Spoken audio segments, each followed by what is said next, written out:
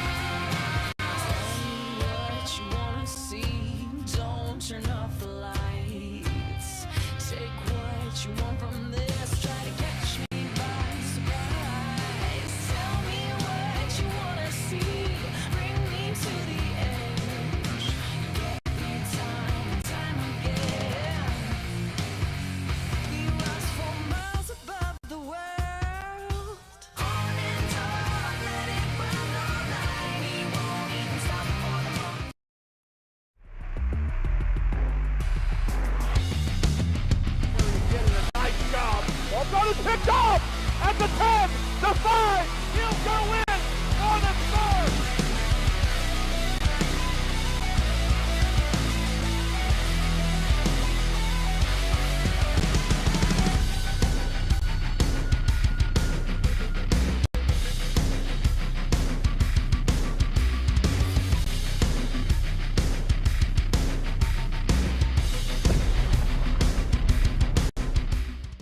Football Night is proudly presented by the following sponsors: Right Legal PLLC Attorneys and Counselors, Complete Land Sculpture, Vanguard GMC Ford Kia and Volkswagen, Veritex Community Bank, Rockmore Roofing Systems, Barrel & Bones Craft Bar and Smokehouse, Mosley Dental Group, and UT Southwestern Simmons Cancer Center.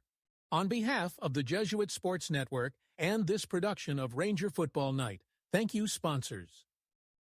Hey, Ranger fans. Welcome to the Ranger Football Night pregame show, sponsored by Barrel & Bones. Now, here are your hosts for tonight's big game: Chris Ackles, Kevin Fitzsimmons, and Chris Martinez.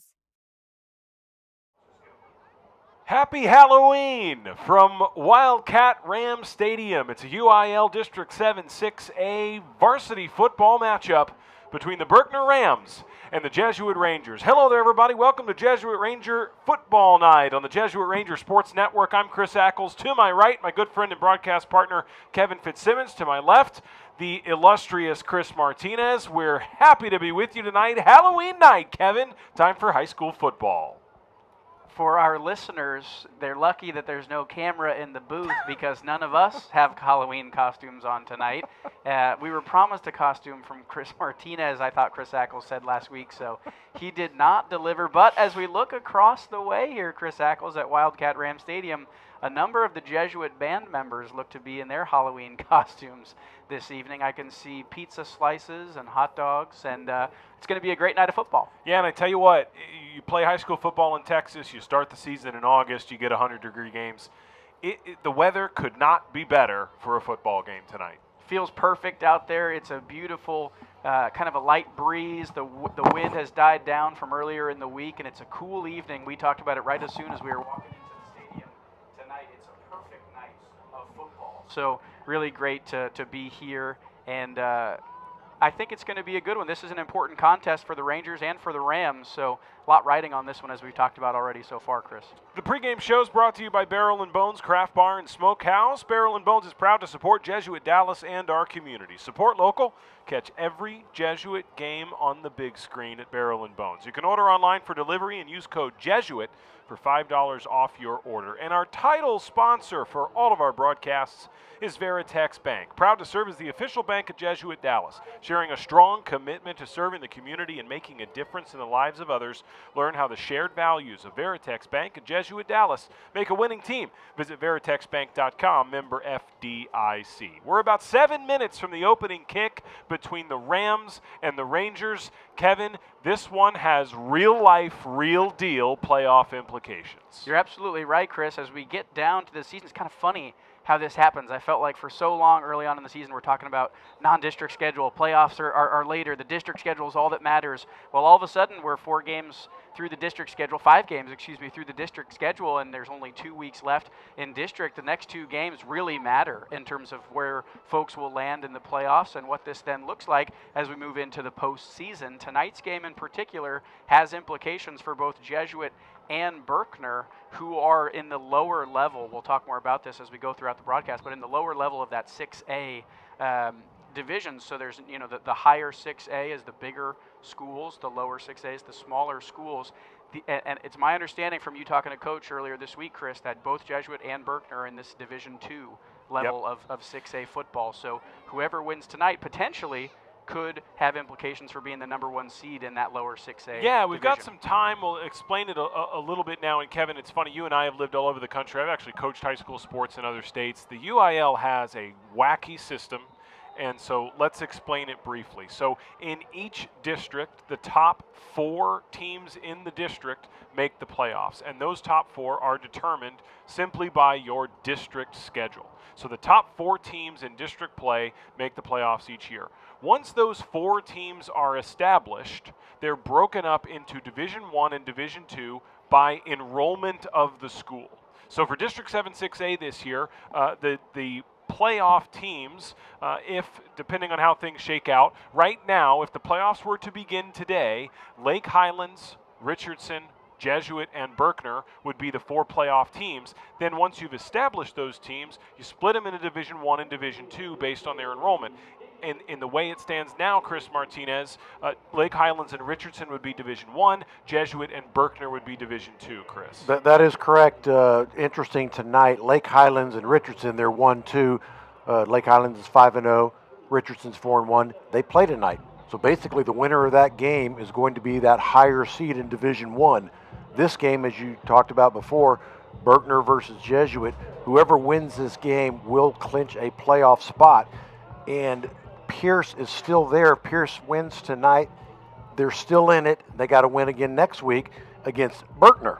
So, you got the Yankees and Red Sox right at the very end. That's what you want to do. Totally. And it's not always this simple. As Chris Martinez can tell us, there have been years where it's like, well, we made the playoffs, but you don't know if you're Division I or Division II, and we don't know who we're playing because over in District 8, we don't know what's happening. This year, it's actually fairly simple. Win tonight, and you're in. Not only are you in, win tonight, and you're going to be the top seed in Division II, which, Kevin, that means you're hosting a playoff game. And that's really important, I think, for whichever school, Berkner or Jesuit, gets this win tonight. So the teams know this going in, the sort of implications of this game. Like you said, hosting that first round of the playoffs is so important for a school community. The home field advantage cannot be understated, especially in UIL playoffs. So a really important matchup tonight, as we mentioned. And I think Chris Martinez, correct me if I'm wrong, Pierce actually won last night. They played a Thursday game against one of the Irving schools. So they are still live in the playoff race here, and next week they will play Richardson-Berkner.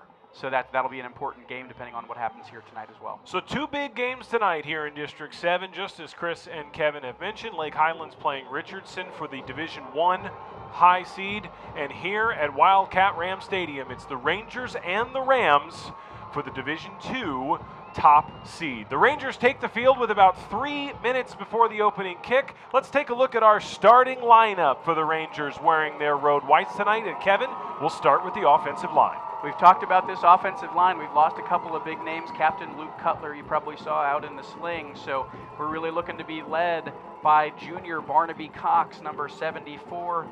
And then we got 2 sophomores at the tackle positions in Chase Gibson and Hudson Krug. So offensive line looked great, though, I thought, last week against Richardson.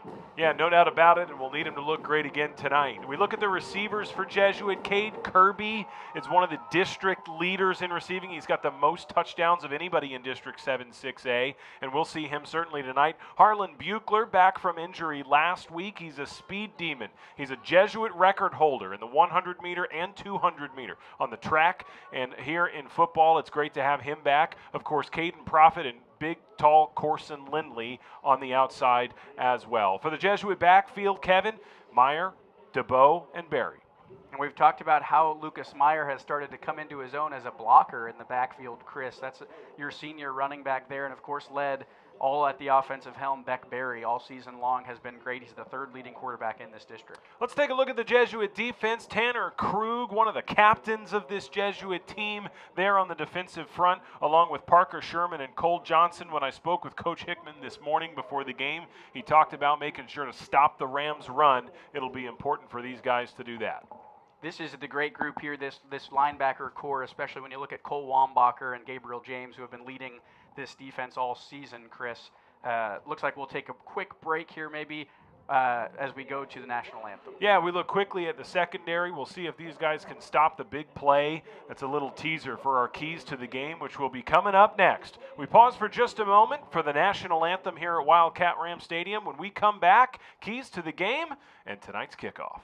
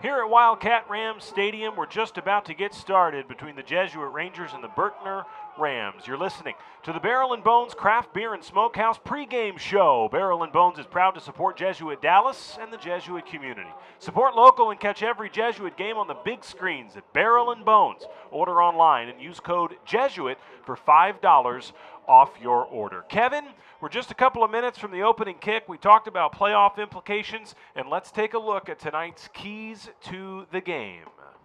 Yeah, Chris, keys to the game. We talked with Coach Hickman.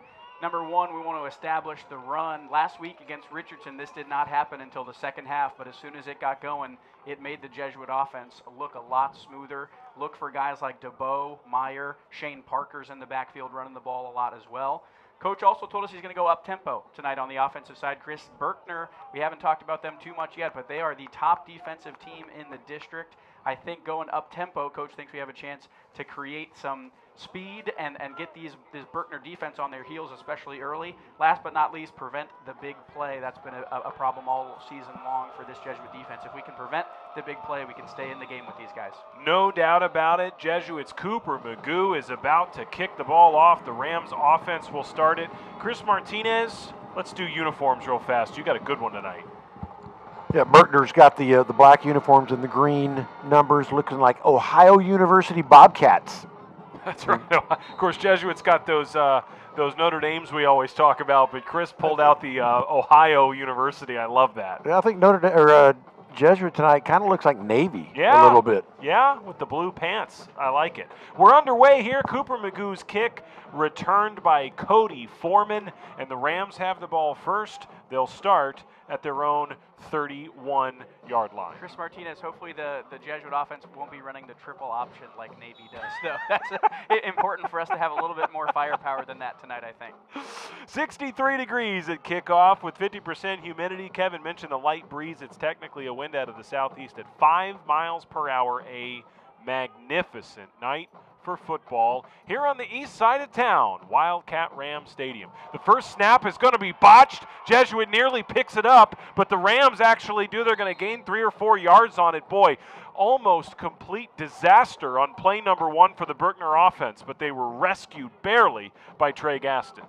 Wow, that was such a lucky break for the Rams. Quarterback that time for the Rams doesn't catch the snap cleanly, but thankfully the running back picks it up, and as you mentioned, Chris, gets a couple of yards. Jesuit unfortunately could have come on a fumble recovery there that time. Second down, 7 to go, and this time Jesuit gets the sack they were going for last time. It's going to be Joe Norman.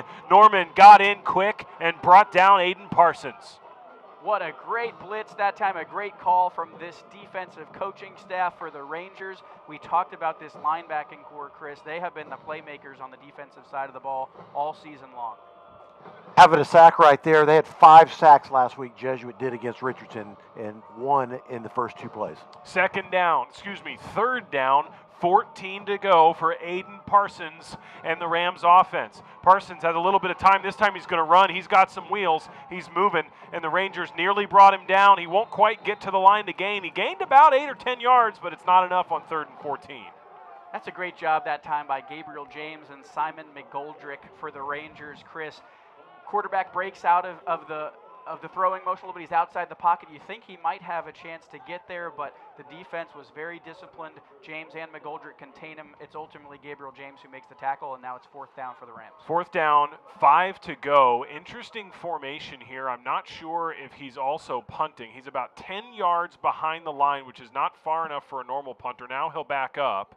It is technically 4-down territory. More snap issues for Berkner. The Rams are forced to go for it, and they're going to get it. He makes enough of a move. Parsons is going to keep going. Parsons down the sideline, and it went from 4th and 5. It was a bad snap. Parsons picked it up, and the Rams are on the board in less than 2 minutes. Wow. 64-yard run for the touchdown. Well, you talked about it, Chris. It was a little bit of a unique formation there. It didn't look like he was thinking he was going to punt that whole time, but maybe the Rangers thought it was going to be that kind of classic quick kick. And now as we see that the Rams might have some more trickery as they look to go with that swinging gate formation out to the left. Yeah, on 2 of the first 4 plays of the game, the Rams have a low snap that creates problems, and both times, Jesuit had a chance to take advantage, but they weren't able to do it. The first time, it was about a 3-yard gain, but on that bad snap, 4th and 4, Berkner gains 64 yards for the touchdown. It's a 4-play drive for a total of 69 yards. It took less than 2 minutes, and Berkner's PAT is through. We are a minute and 47 seconds into the game, not the start Jesuit was looking for. Well, I think that's a tough break when you look at what happens on the opening snap. Fumbled a low snap, but the Rams are fortunate. Even more fortunate that time as there was another low snap that the guys had to pick up, and as you mentioned, Parsons took it all the way to the house. So the Rams offense gets off to a hot start. Jesuit gives up a big play. Now it's time to see if this offense can respond. Not what I wanted to be saying to you, Kevin, 2 minutes into the game, but you got to prevent the big play. It's a key to this game tonight is preventing the big play. Berkner has the first big play of the night. That was Parsons running, our Aiden Parsons. If that was a project, that would be the Aiden Parsons project. Thank you, Chris Martinez. I feel like a lot of the actual players and students go back and watch this game. I'd be shocked if any of them got that joke at home. The dads maybe, but I don't know about the students. 7-0 Berkner. We're just a couple minutes into the game. A 64-yard touchdown run. And go ahead, Kevin. I'm just looking at the numbers here, Chris. These numbers are hard to see for Berkner. That looks like it's number 2, I think you're Ron right. Dunn, who's lined up at quarterback for the Rams. And he was definitely the one who scored the touchdown as well. They might have had a little bit of a change from what we've seen on the roster. No, I think you're right. The Rangers are going to have a return. This is going to be Andres Van. Van's got a little bit of room. He runs into some black jerseys around the 40-yard line. A bit of confusion. The depth chart indicates Parsons as quarterback. He's been their quarterback throughout the season, but they show up, and in the first drive, Daquan Dunn, who is a wide receiver, lined up at quarterback, and you could tell because, man, he's got wheels. I mean, he just took off.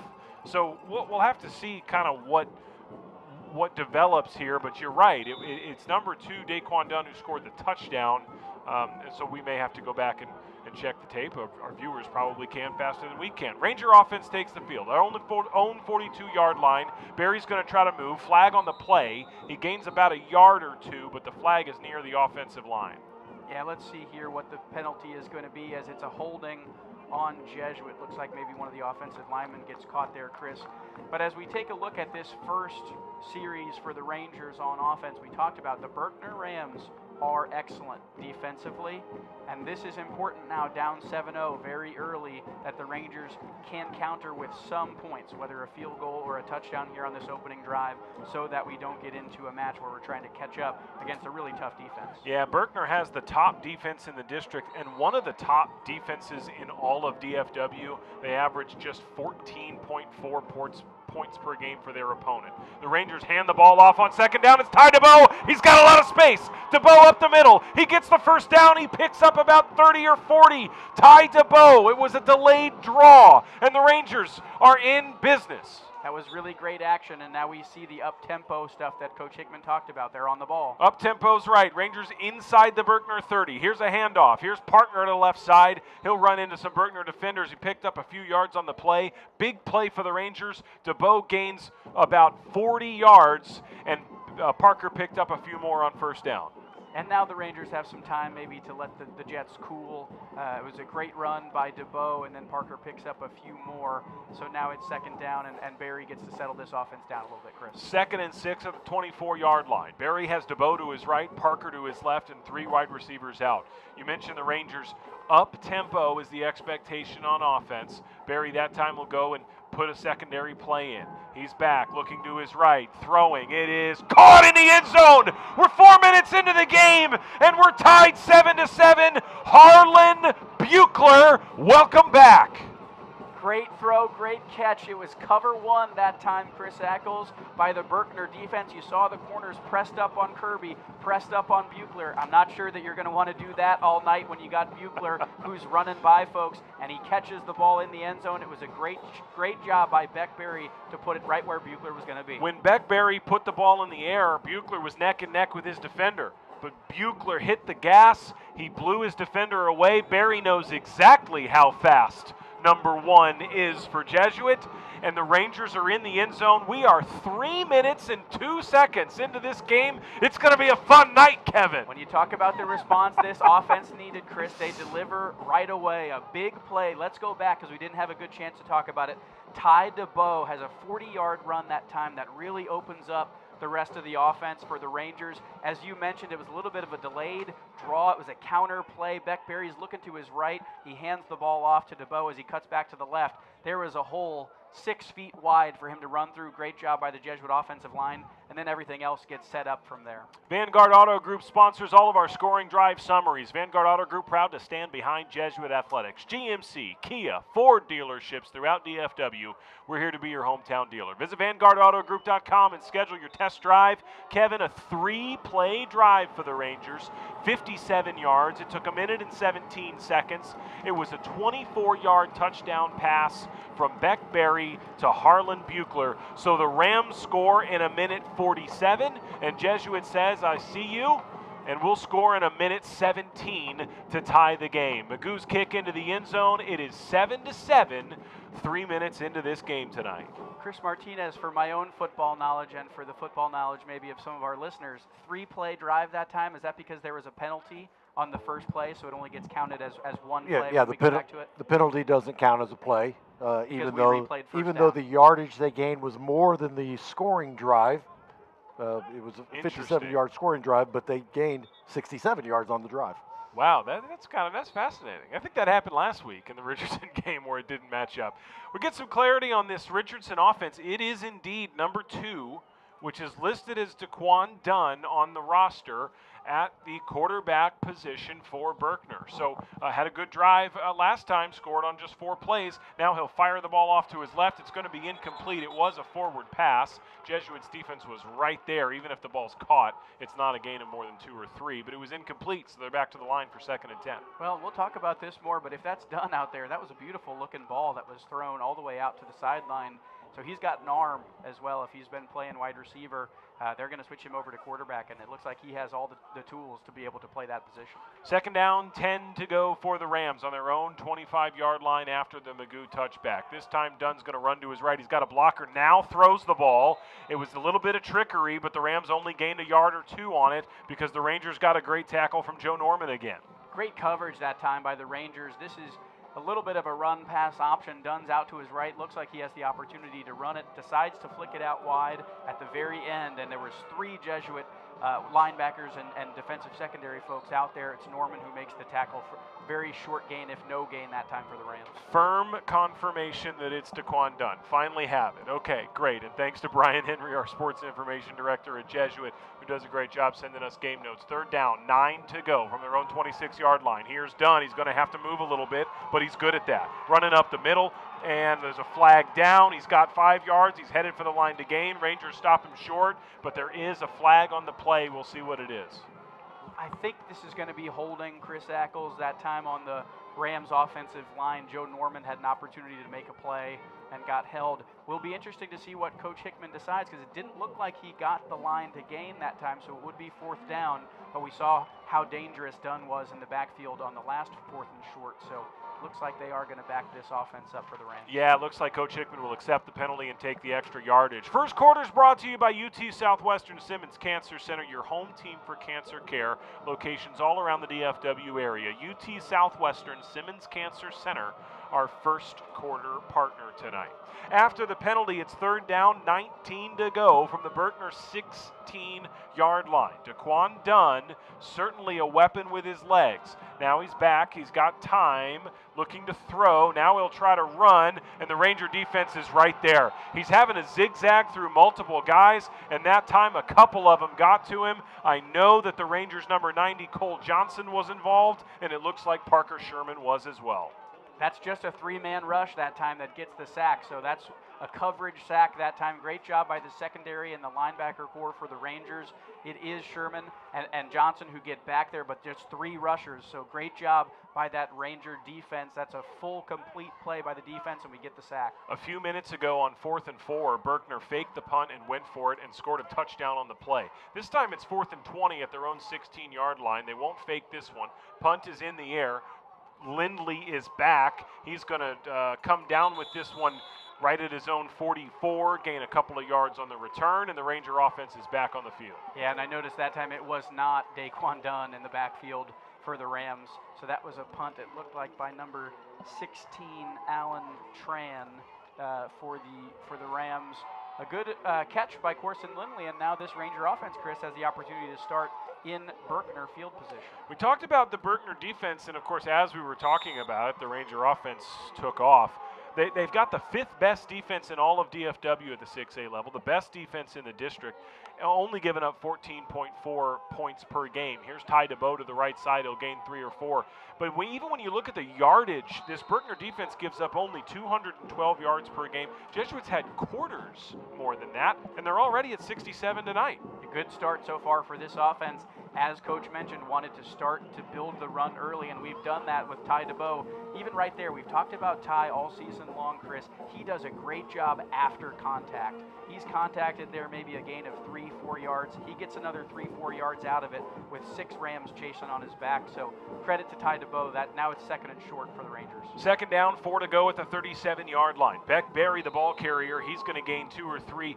Surprisingly, Kevin, Berry is actually the leading rusher for Jesuit. Jesuit. Part of that is because they've got a stable of running backs, all of whom can do a really nice job, but the offensive line does a good job blocking no matter who's running the ball. Third down, 1 yard to go at the 34-yard line. Barry's back. He's got DeBoe to his right, Sherman to his left. Fakes the handoff, rolling left. It's a toss to Sherman. He'll get the first down. He'll get 5 or 6 more, and Sherman is down to the 26-yard line. Rangers convert on 3rd and 1. That's Shane Parker out that time for the Rangers, number 7. A great little play call where they fake the run. It's a play action, but Shane Parker, great job just getting right into the flat. He had a lot of space after he caught that ball. Good first down by the Rangers. At some point tonight, Kevin, I'll get people's names right. I'm sorry. I keep messing it up. Parker to the left, DeBoe to the right. It looks like the Rams are a little bit offsides. Rangers take the free play, throw it corner, looking for Cade Kirby. It falls incomplete. Smart move by Barry, knowing it's a free play. Might as well take a shot. He successfully clapped the Rams offside.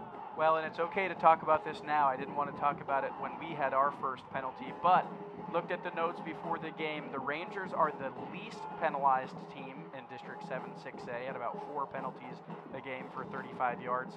The Rams, the most penalized team in the district, averaging over 10 penalties for over 100 yards per game. I think we're going to see that come into play tonight if this is a close one, Chris.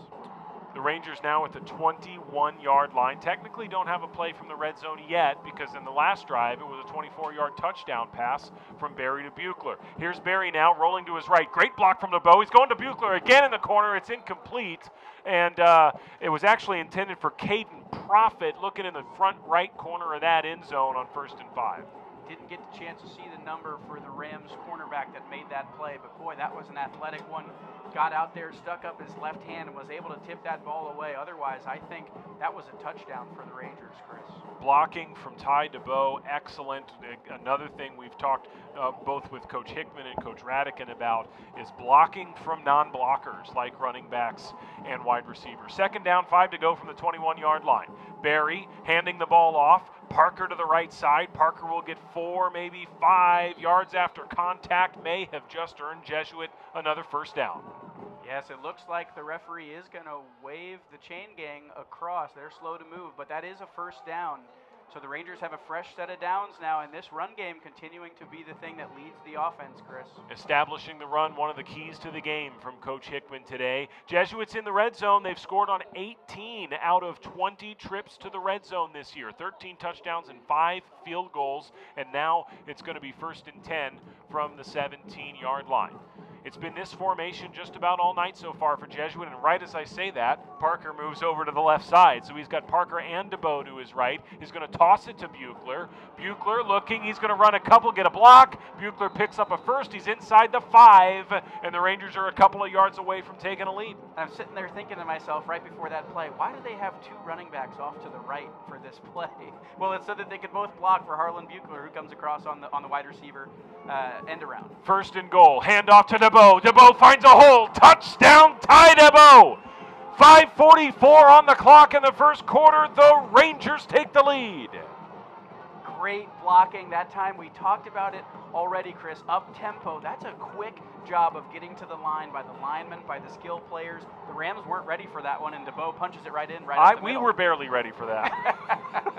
Well, that's typical. Yeah, that's normal. It's kind of been that way all night. Cooper Magoo on for the PAT. It is up and through. Jesuits got a 14-7 lead. A little bit of a flag here at the end, so we'll hear from the White Hat on that. Before we do, we'll let you know that the scoring drive summary is brought to you by Vanguard Auto Group. But first, the first quarter is brought to you by UT Southwestern's Simmons Cancer Center. It's your home team for cancer care in North Texas. The only NCI-designated comprehensive cancer care center in North Texas and the absolute gold standard for cancer centers. UT Southwestern Simmons Cancer Center, your first quarter partner. Scoring Drive is brought to you, as always, by Vanguard Auto Group. Vanguard Auto Group is proud to stand by Jesuit Athletics, GMC, Kia, Ford, and dealerships all throughout the DFW Metroplex. VanguardAutoGroup.com. Schedule your test drive today. And while you were reading those, Chris, the referee did say it's a penalty that time on Berkner. Jesuit declined, so the PAT is good. It's 14-7, and now we can read that scoring drive, Chris Martinez. That was a 7-play drive, 43 yards, only took a minute, 48 seconds. Ty DeBoe, a 2-yard run. That was his 2nd rushing touchdown of the year. There have been 3 touchdowns this game. None of them have taken longer than 2 minutes. Berkner scored on minute 47, Jesuit scored in a minute 17, and then Jesuit scored again in a minute 48. And Kevin, we talked about Berkner defense, how great it is, giving up only 212 yards a game. The Rangers are already up above 100 yards tonight. This is what I love about high school football, Chris. We come in here, we think this is going to be a great defensive matchup tonight, the Rams and the Rangers. All of a sudden, it's 14-7 with just less than 6 minutes in the first quarter. So maybe we got ourselves a shootout on our hands tonight. Who knows? The whole drive over here, we're talking about, oh man, this could be a low-scoring defensive game. It's 14-7 halfway through the first quarter. We talked about playoff implications. The winner of this one will be the top seed in District 7 Division 2. Top seed means the winner of this one gets to host a playoff game. It'll be 2 weeks from tonight, and it will either be right here at Wildcat Ram Stadium if the Rams win this game, or it'll be at Ranger Stadium if Jesuit wins this game.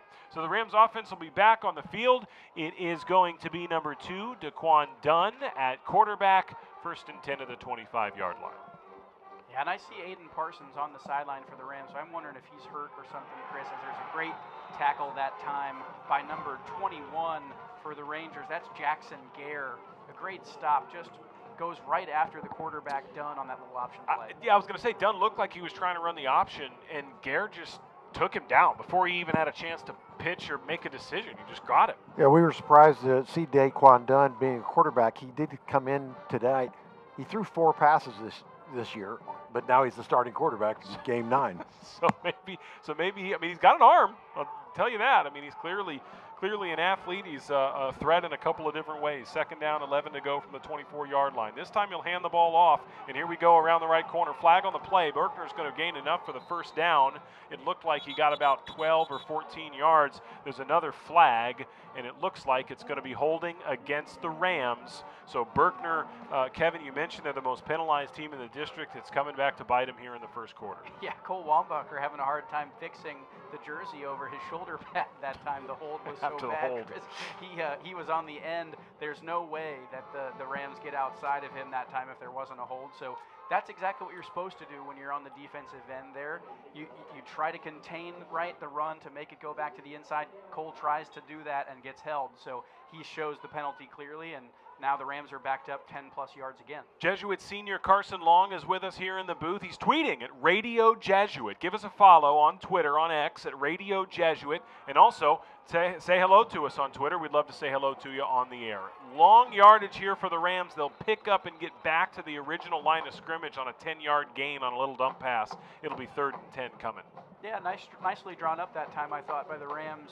Looked like it was Cole Johnson there who was going on a free blitz, had Dunn in his sights, but a good little screen pass, and it's another penalty here on the far side. Coach Hickman's conferring with the officials to see what we're going to do here, but they are, it looks like, going to back him up. That's a legal receiver downfield, and so the Rams, after that gain, are going to get backed up again, and now they'll be maybe inside their own 10-yard line, Chris. Yeah, illegal receiver was the call. Coach Hickman had to decide between 3rd and 10 or 2nd and 25. He elected to go ahead and take 2nd down and 25, which, as long as you don't give up 15 yards, is likely to end up being the call you want. So Berkner's down at their own 10-yard line. 2nd down, 25 to go. Daquan Dunn running this Berkner offense tonight.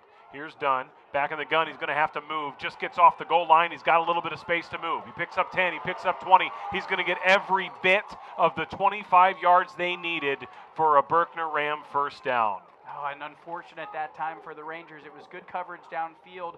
Brought in Gabriel James on the blitz. He can't quite get to Dunn, who, as we've mentioned, is shifty. That's a 27-yard run for the quarterback that time.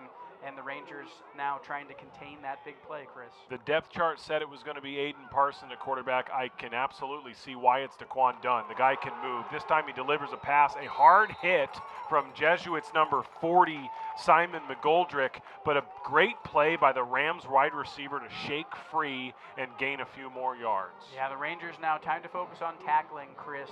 A couple of times, a few players have gotten loose when the Rangers had an opportunity to tackle, so I know that this defensive coaching staff is going to focus on that for the rest of the game. 2nd down, 3 to go. The Rams at their own 44-yard line. Dunn in the shotgun. He's going to roll to his right. Little option play. This time he will pitch it, and the Rangers are going to stop him. Just back to the line of scrimmage. The pitch was successful, but Cole Wambacher was there quickly. That's an extremely athletic play by Cole Wambacher, Chris.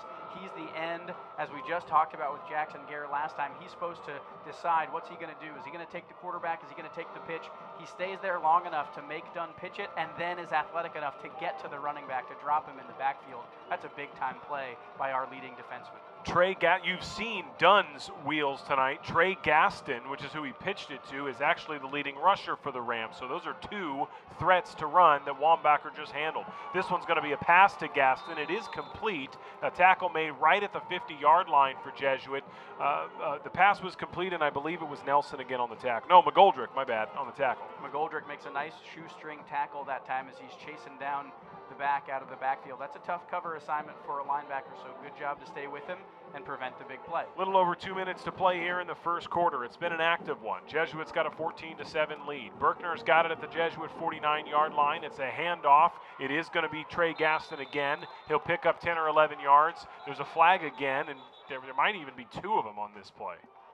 Yeah, it looked like another hold maybe that time for the Rams, just somebody who had a little bit too much Ranger jersey, and they are going to back up this Rams offense once again. So we talked about it. Penalties have been an issue for Berkner all season long, and already how many do we have? That's already 5 on Berkner for 40 yards. Yeah. Sometimes you watch a game like this, Kevin, you go, man, they're throwing too many flags. In the defense of these referees, it is the most penalized team in the district. So I can't say I'm surprised. And Coach Hickman talked about trying to ramp up the pace of the game on offense. On defense, you're getting extra breathers because of these penalties.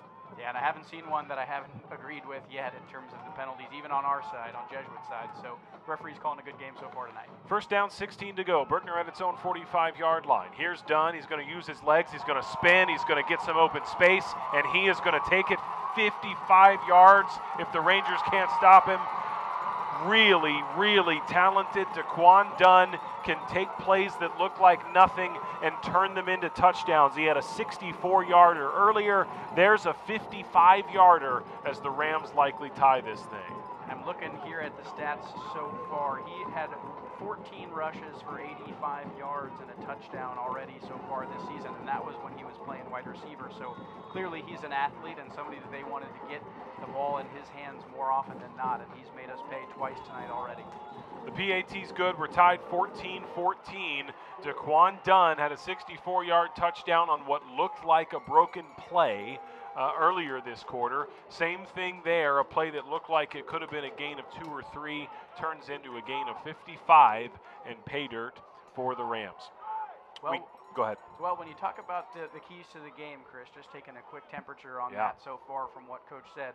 Establish the run. We've done a great job of that on the offensive side of the ball. Definitely wanted to contain the big play, which now that's 2 big plays for 2 touchdowns, so you can see where Coach was coming from on that. We wanted to keep this Rams offense to shorter yardage plays. So, doing some good things, but also some things to continue to work on through the course of this game for the Rangers. The Vanguard Auto Group scoring drive summary, 6 plays, 75 yards. It took 4 minutes and 10 seconds. Dunn took it 55 yards for his second rushing touchdown tonight. That is your Vanguard Auto Group scoring summary. Visit vanguardautogroup.com. Kevin, it is still the first quarter, and it's 14-14, and what we thought would be a defensive affair has been, quite frankly, anything but. And this is hard to prepare for, I think, if you're a coaching staff. Maybe you expect Parsons to come into this game at quarterback, and now they're throwing a completely different look at you. As you see maybe the Rams here with a couple of different kickers. Are they looking to line this up and kick it short, Chris? I got to admit, there's been a lot of trickery both ways tonight. It'll be a little bit of a pooch kick. It goes right into the hands of Ben Phillips, the Jesuit junior, who just calls for the fair catch, makes the play. And why not? Because the Rangers have pretty good field position here at the 37-yard line. Yeah, I think that's an interesting play. Maybe the Rams don't have somebody who can kick it all the way out for a touchback, and so they just opt to do a little bit of a short kick there. As this Ranger offense looks to take the field, you got 2 drives for 2 touchdowns, so want to continue the momentum that's led right now by this rushing attack with Parker and DeBow. The Rangers at the 35-yard line as he's got Profit and Buechler to his right. He's got Kirby off to his left. Here's the snap. He's going to look towards Kirby. Kirby's got some room. Little bit of contact, but the throw was just beyond Kirby's reach on first down. Yeah, I like that look that time. Again, Berkner's up in cover 1, press coverage. I mean, that cornerback is right there in Cade Kirby's face, and I think if he gets the opportunity to be out in space, he can make some catches down deep. So I like the Rangers trying for it that time. As we mentioned, the throw just a little bit too long for Cade that time. Last week we saw a lot of 4 and even 5 wide receiver sets from Jesuit. This week it's been a pretty consistent formation, as we'll have a flag on this one. This one's going to get whistled dead for what looks like an illegal procedure penalty against the Rangers. Yeah, unfortunate that time. I think the snap just ended up being a hair late, so the rest of the offensive line had started to move before the ball was in play. So don't want the Rangers to catch the bug of the Berkner penalties here. That's a couple offensive penalties so far that have set us back. So hopefully the Ranger discipline can continue that we've seen all season long. A minute 26 to play in what has been a spectacular first quarter here at Wildcat Ram Stadium. 14-14 is your score. First, second down, 15 to go. Jesuit at its own 30-yard line. Barry going to look long for Kirby again. That one thrown a little bit long, similar to last time. Kirby not happy with himself.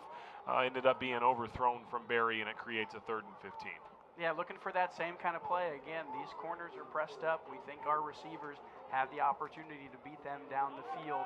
Barry's got to do what he did on that touchdown throw to Harlan Buechler, right? Put enough air under it, let the receiver come into it, and make sure that we have an opportunity for the Ranger offense, these receivers especially who've been playmakers all season long, to catch the ball and make a play with it. Co-offensive coordinators, Coach Radican and Coach Livingston, they're going to send Parker out wide right now, so it's trips right for the Rangers. Then they'll hand the ball off to DeBow. DeBow got hit early, but he bounced off of it. He's going to gain 10 or 15. He'll get the first down. He'll get past midfield. Another delayed handoff to Ty DeBow, and another 20-plus yard gain. He picked up 23.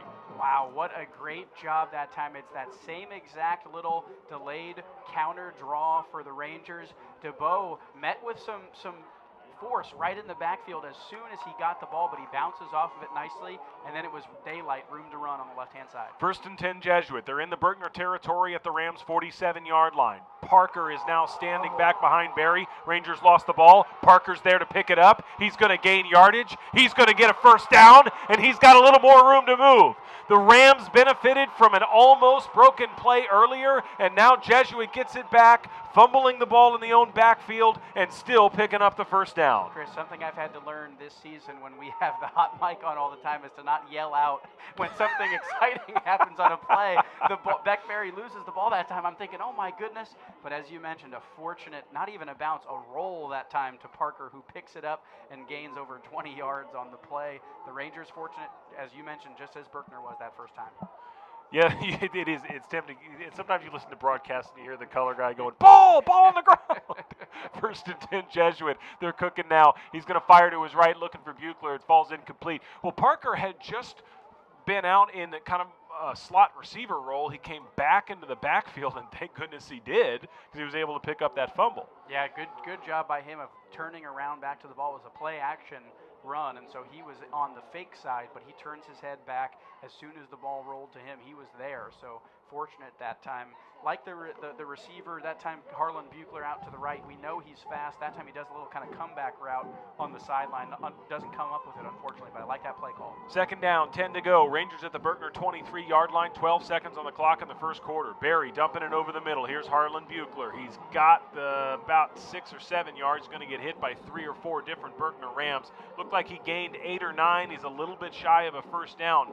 But as the final seconds tick away in the first quarter, what a first quarter it was, Kevin. Berkner scores on a big play. Jesuit responds with 2 touchdowns. Berkner scores on another big play. I'm almost out of breath, and it's 14-14 after 1. Yeah, as we've talked about, this defensive matchup getting blown wide open right away. Great job, I think, by this Ranger offense, Chris, now as we are driving again. in this at the end of the first quarter. But good consistency of plays, a good diversity, I think, of run versus pass. Really excited by what we're seeing from this talented offense. And now the defensive side of the ball has got to do their part, right? They can't give up the big play. Clearly Dunn is very athletic. He's good with his legs. And we want to make sure that we can hold Berkner to fewer points so that this offensive production can build us a little bit of a lead here in the second quarter. Follow us on Twitter at Radio Jesuit. Say hello to us on Twitter if you'd like, as Jesuit Senior Carson Long running the Twitter account for us tonight. We'd love to say hello, or you can shoot Kevin or I a text as we head to the second quarter. The second quarter is brought to you by the title partner, which is Veritex Bank, sharing a strong commitment to serving the community and making a difference in the lives of others. Learn about the shared values between Veritex Bank and Jesuit Dallas. Visit veritexbank.com, member FDIC. Kevin, as we begin the second quarter here at Wildcat Ram Stadium, the Rangers are in the red zone. It's third down, 1 to go at the Berkner 14-yard line. And these Rangers love the red zone, as we've mentioned, 18 out of 20 scores. We're talking about mostly touchdowns there and 5 field goals. So opportunity now to do what we love and score in the red zone once again. Barry at quarterback, this time Myers in the game to do some extra blocking. He'll hand the ball to DeBow. DeBow's going to pick up the yards he needs to get a Jesuit first down. Kevin, we talked on the way here about this interesting formation that Jesuit runs where they'll put Lucas Meyer in the game. He's not on the offensive line. He's technically in the backfield, but he's really there to block like a lineman, and he does it well. He does. He's been great at it in the last few weeks, and credit to Lucas Meyer. I mean, he's a senior. He's the starting running back, and you come into a position like that where you're asked to do a lot of blocking, and he's done it faithfully and done it well. First down and 10, Jesuit at the 11-yard line. Parker to his left, DeBow to his right. Here's Barry, hands the ball off to DeBow. DeBow trying to find the corner. He does, and he's in the end zone. Ty DeBow, his second touchdown of the night. We're less than a minute into the second quarter at Wildcat Ram Stadium, and the Rangers are back on top. Another great job blocking that time, both by the line and by the receivers out to the left. DeBow, that was not a wide open run, Chris. He breaks a tackle early. He makes a couple men miss as he dives into the end zone. It's times like this when you look, and I was looking on the depth chart just to see, Ty DeBow's a junior. It looks like the Rangers are going to be set at starting running back next year with Ty DeBow in great hands. The first key to the game tonight from Coach Hickman was to establish the run. The Rangers have done an excellent job of that. A lot of that's Ty DeBow. A huge part of that's the offensive line. Jackson Wagaspack on the snap. J.P. Livingston on the hold. Cooper Magoo on the kick. The PAT is good. The Rangers have a lead. I just want to say one more thing here as we look at the Berkner Rams run off the sideline. I believe that Daquan Dunn has been playing defense as well. I mean, that guy, he's running it, he's throwing it, he's been a receiver this year. I think he's on the defensive side of the ball as well. He's doing it all for the Rams. And in our defense, by the way, I know there's people listening going, why can't they figure out who? These jerseys are tough. It's like a black number on a black jersey, a little bit of a challenge, but man, Dunn's an athlete. Scoring summary that time brought to you by Vanguard Auto Group is proud to stand behind Jesuit Athletics with GMC, Kia, and Ford dealerships in the DFW Metroplex and surrounding areas. We're here to be your hometown dealer. Visit VanguardAutoGroup.com and schedule your test drive today. Go Rangers. That one was 8 plays for 65 yards, 2 minutes and 14 seconds. Ty DeBow caps it off with an 11-yard run. That drive spanned between the first and second quarter here as we see Cooper Magoo kick off for the Rangers. Yeah, the Rams are going to elect to return this from inside their own 5. We'll see what kind of yardage he gets. A good tackle. It was Joe Norman in combination with Simon McGoldrick, both in on the tackle. A touchback would have put him at the 25. That choice to return puts him at the 24, a little bit of a moot difference. Yeah, it doesn't handle the kick well that time, the returner, so I thought he might just elect to let that one go out. But as you mentioned, brings it out, not too big of a difference. Man, it's funny, even on the kickoffs, Chris, we're calling those same names we call all the time. McGoldrick, Joe Norman making the tackle. Those guys have been excellent all season long. Well, I was kind of glad that we didn't know that Dunn was quarterback in that first series because I wanted to really get in that Aiden Parsons project. Well, we got the joke in. That's why I did it for you, Chris. That's why I called the wrong name so we could get the joke in. First and 10 Rams at their own 24-yard line. Hand up the middle. Going to gain about 7 or 8 before the Rangers bring him down. Kevin, I know we've talked a lot. We spent half the first quarter talking about, Berkner usually has a great defense. They average giving up 212 yards a game. The Rangers are already at 172 offensive yards tonight, already at 21 points, which is higher than the average for the Berkner defense. We'll see if Jesuits' defense can prevent big plays, like Coach Hickman said was one of the keys tonight. Second down, 2 to go. Berkner at their own 32-yard line. Dunn taking his time. He'll hand the ball off again. Moving to his right, here's Trey. Oh, a nice tackle as Trey Gaston was not able to find the corner, and the Rangers bring him down. Great job that time. Let's see for the Rangers. That was number 11, Cade Weissmuller, who's coming down from that safety spot. Gaston tries to stiff arm, but Weissmuller holds on. That's a big-time tackle there when it was second and short. So love to see a third down created for the Rams, who are trying to establish the run themselves as well. Third down and 2 for the Rams. They will take their time to get the play in. We're 2 minutes into the second quarter, 10 seconds on the play clock. Dunn claps the ball into action. He's going to do it himself. Off to the left side, and the Rangers get to him right at the line of scrimmage. It was Cade Weissmuller. Great job again by Cave. That time it's the other side of the field. What I really like that time, Chris, by this Ranger defense is they flocked to Dunn. He kept the ball from the quarterback position, but there were 4 or 5 guys who had their heads looking to know that's the guy who's made the big plays so far. If we can contain him, we can do all right from the rest of the defensive side of the ball, and now they've brought the punter out onto the field. Coach Hickman and I talked about Cade Weissmuller this morning. I said, he's not very big. And Coach Hickman starts laughing. He was like, yeah, he's not very big, but man, is he tough. He's fast. He hits hard. And on third down, he stops this Berkner defense and forces a 3-and-out so the Ranger offense can take the field with a lead. And now let's be interesting to see here what this Ranger offense can do, Chris. We've got a 7-point lead, create the 3-and-out, as you mentioned, and then force a nice punt there by the Rams. And we're going to start, looks like, about at our own 25. Can this Ranger offense score again now on our 4th drive? We're 3 for 3 with touchdowns so far. It's a lot to ask of the offense, but they really look like they're in rhythm right now. Ty DeBow has 2 of those touchdowns for Jesuit. The third was a completion from Barry to Buechler. The Rangers may try to see if we can go up tempo here. Ball at the 24-yard line. Flag right away, and Barry's going to try hitting Kirby. The flag must have been on Berkner because Barry used it as a free play opportunity, and so we'll see what the White Hat said. It is Berkner. Barry must have known it because he put the ball in the air. It almost worked. I think, Chris, they may have just been lined up offsides that time because it didn't look like anybody jumped from what I can see. So maybe one of the helmets of the Berkner Rams defensive lineman was just over in the neutral zone that time. As you mentioned, Barry knew exactly what he was doing, tries to throw it long to Cade Kirby, who can't come up with it. But I think one of these is going to break for Cade. I know he was a little bit stunted last week against Richardson after having 3 touchdowns the week before against MacArthur. First down, 5 to go. It's a handoff to DeBow. He'll try to go around the left corner. He's going to get brought down for about a 5-yard loss. The Rangers will be back to their original line of scrimmage as 2nd and 10 coming. Yeah, it's a nice tackle that time. It looked like, I want to say that's number 6 out there, J.J. Washington, for the Rams, who doesn't let the shifty DeBow get through on just a kind of a normal run to the left side that time. So just 2nd down because of the penalty, but 2nd and 10 now. Coach Bob Wunderlich says hello to us on Twitter, and he's doing a better job of analyzing this game than I am, and he's watching on YouTube, but he's telling us all about the Berkner offense and even the Berkner jerseys.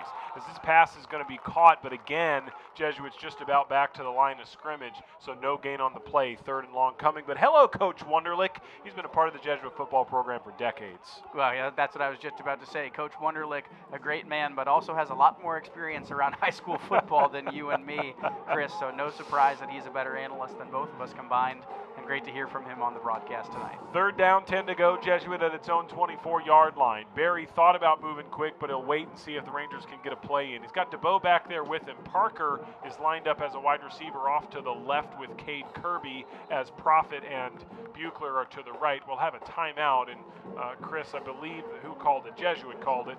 Timeout, Rangers their first of the night, first for anybody tonight. Go ahead, Kevin. Yeah, as we take a break here for the timeout, just want to give a shout out to our title sponsor. Veritex Bank is proud to serve as the official bank of the Jesuit Dallas Rangers. We share a strong commitment to serving the community and making a difference in the lives of others. Learn how our shared values make Veritex Bank and Jesuit a winning team at www.veritexbank.com, member FDIC. A lot of folks who make this broadcast possible. We mentioned Brian Henry, the Sports Information Director at Jesuit. David Horn is with us from Tradio. He's producing our broadcast tonight. All the folks at Tradio, our cameramen, our audio technicians, all the folks who make this possible. These broadcasts, Kevin, I know it's you and I wearing headsets with Chris, but there's 10 or 15 people that go into making these broadcasts tick every night. Third down, 10 to go for the Rangers at their own 24. Barry back, looking to his left. A wide open Cade Kirby catches it just beyond the yard to gain. The Rangers get the first down. And I want to see this Ranger offense go to more of that, Chris. We've established the deep threat a little bit. Buechler, we've tried a couple of times to Kirby. It's been unsuccessful. That time, the reason Cade Kirby is open is because he sprints downfield like he's going to go deep and then just cuts it to the outside right after the first down marker. That's all you need sometimes, is just to get the yards that you need for the first down. Then you get to the next set of downs and move forward. First down, 10 to go, Rangers at their own 36-yard line. Barry's going to put Marker in motion. Parker comes back into the backfield, and this time he'll get a handoff. It is going to be Parker off to the right side. He's got a hole. He's going to gain 8 or 9. He's close to a first down. It'll be 2nd and 1 coming for Jesuit. Yeah, I really like that play that time where Parker comes in motion into the backfield and then gets the ball right away. I think it caught Berkner off guard, but we talked again about the blocking. Ty DeBow was coming out of the backfield to block that time. He didn't have anybody to block because there was such a well-done job that time by the offensive line. Parker will take a breather. Lucas Meyer in the game. 2nd and 1 for Jesuit at its own 45-yard line. Hand off to DeBow. He gets a block, some help from Meyer. He got to the line of scrimmage. He may or may not have gotten it. The Rangers just needed a yard. It's going to be close to see if he got it, and he did. They'll signal to move the chains. First down, Jesuit. Yeah, I like that play call as well on 2nd down. Just trying to get the yards that you need, just trying to get DeVoe across the line, and it looks like he barely got there as the chains move. Tell you what, Chris, the numbers have been hard to see for us. For the Berkner Rams, the chain gang is also kind of hard to see. They just have the poles. They don't have the typical kind of orange triangles all the way down from that little target sign at the top, so I can't even quite see where they are sometimes on the other side of the field. Maybe we're just getting old, Kevin. I have my glasses on.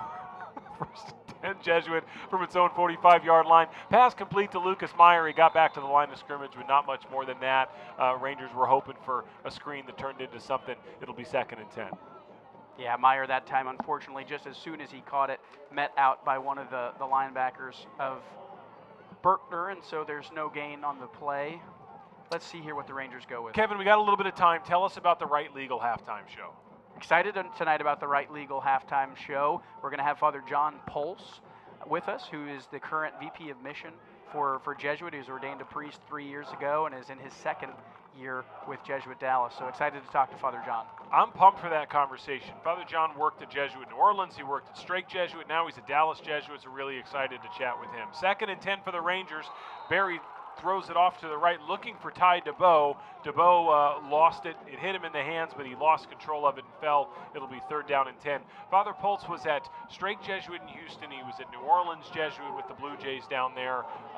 Like you said, been a priest, I believe 3 or 4 years now with the Jesuits. Really excited to talk to him in a few minutes on the Right Legal halftime show. We hope you'll stay with us. 3rd down now here for the Rangers, Chris. 3rd and 10. Barry has DeBow with him. DeBow's going to block. Barry's going to have a delayed draw. He's going to run off to the left, picks up about 6 or 7 yards, and is brought down. Decision coming for Coach Hickman.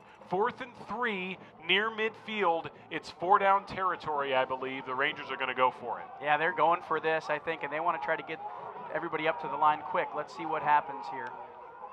Barry tried to draw Berkner off sides. He did.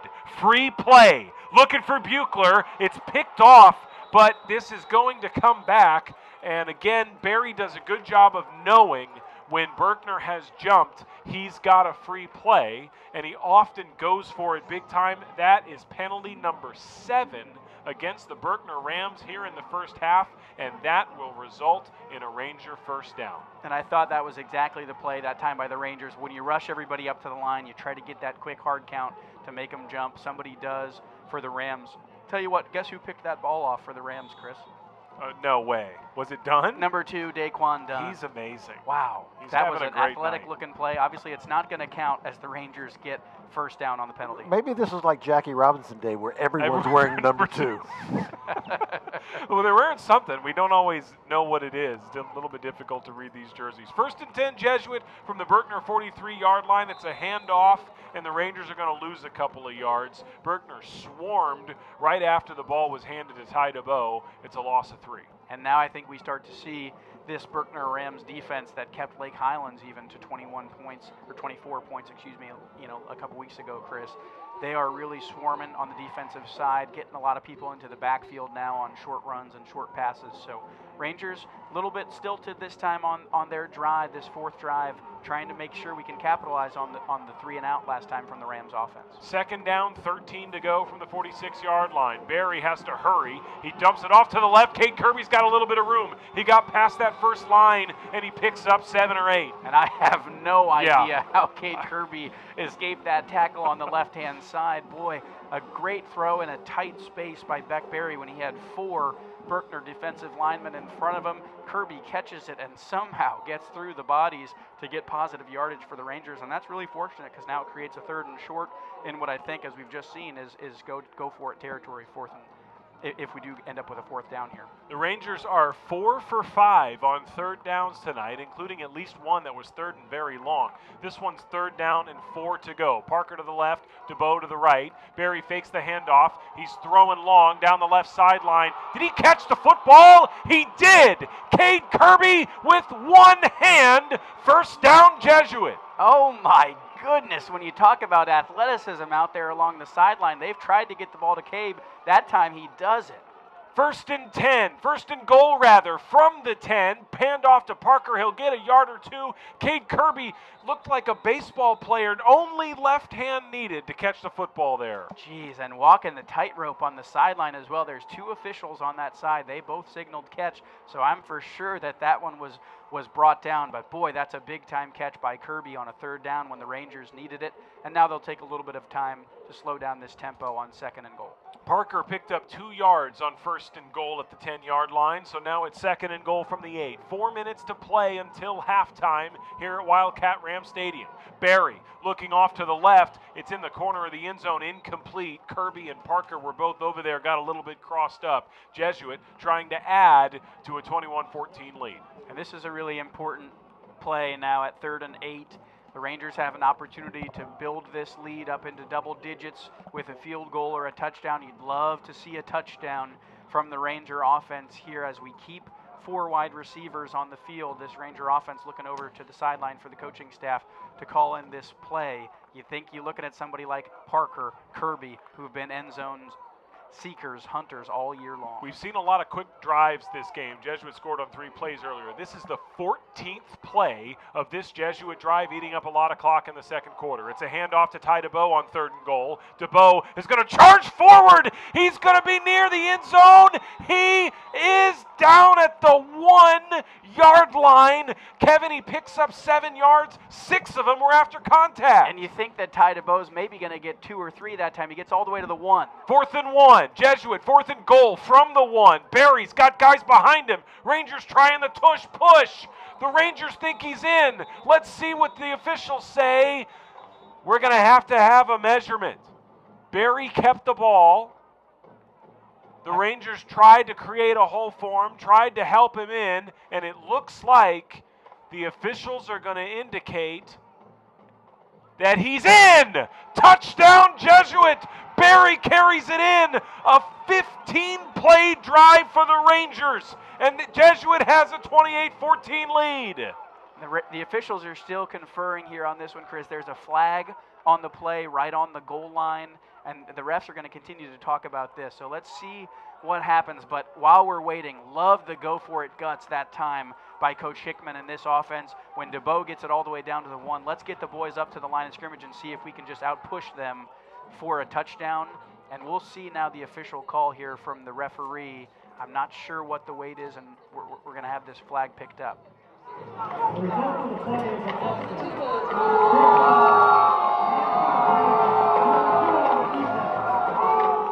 And it looked like like it was a touchdown called, Chris, and then they had a penalty for illegal hands to the face by the defense. That's obviously declined by Jesuit, and so the touchdown stands. And now Magoo to try and see if we can make this a 28-14 lead for the Rangers. Touchdown stands, 15-play drive for Jesuit. Barry carries it in. It took every single one of the 11 Jesuit Rangers in white jerseys to gain that yard as Magoo is on for the PAT. It's good. This is a robust scoring drive summary, Kevin. It's brought to you by Vanguard Auto Group. 15 plays, as you mentioned, 76 yards, 5 minutes and 48 seconds. That's Beck Berry on the 1-yard QB.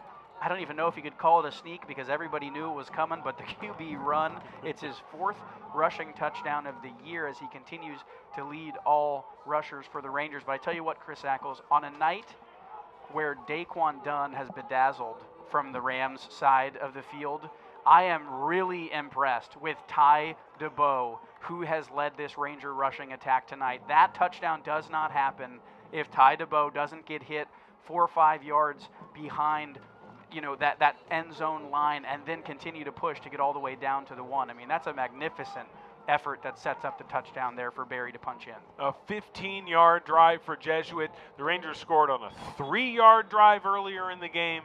Now a 15-yard drive.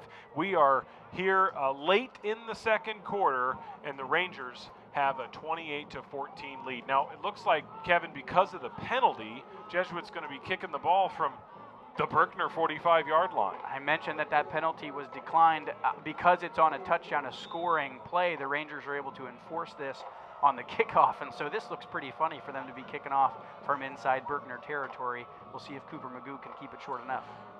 Magoo's going to let the ball go, and the Rangers are going to try a little trick play on the kickoff, as it was Andres Van that actually came in and kicked it for kind of a surprise onside kick. It doesn't go Jesuit's way, so Berkner will have possession. Yeah, I like that effort. When the Rangers are already that close, your defense has done a good job so far tonight, so why not try something to see if you can catch Berkner off guard? But that's well covered that time by the Rams.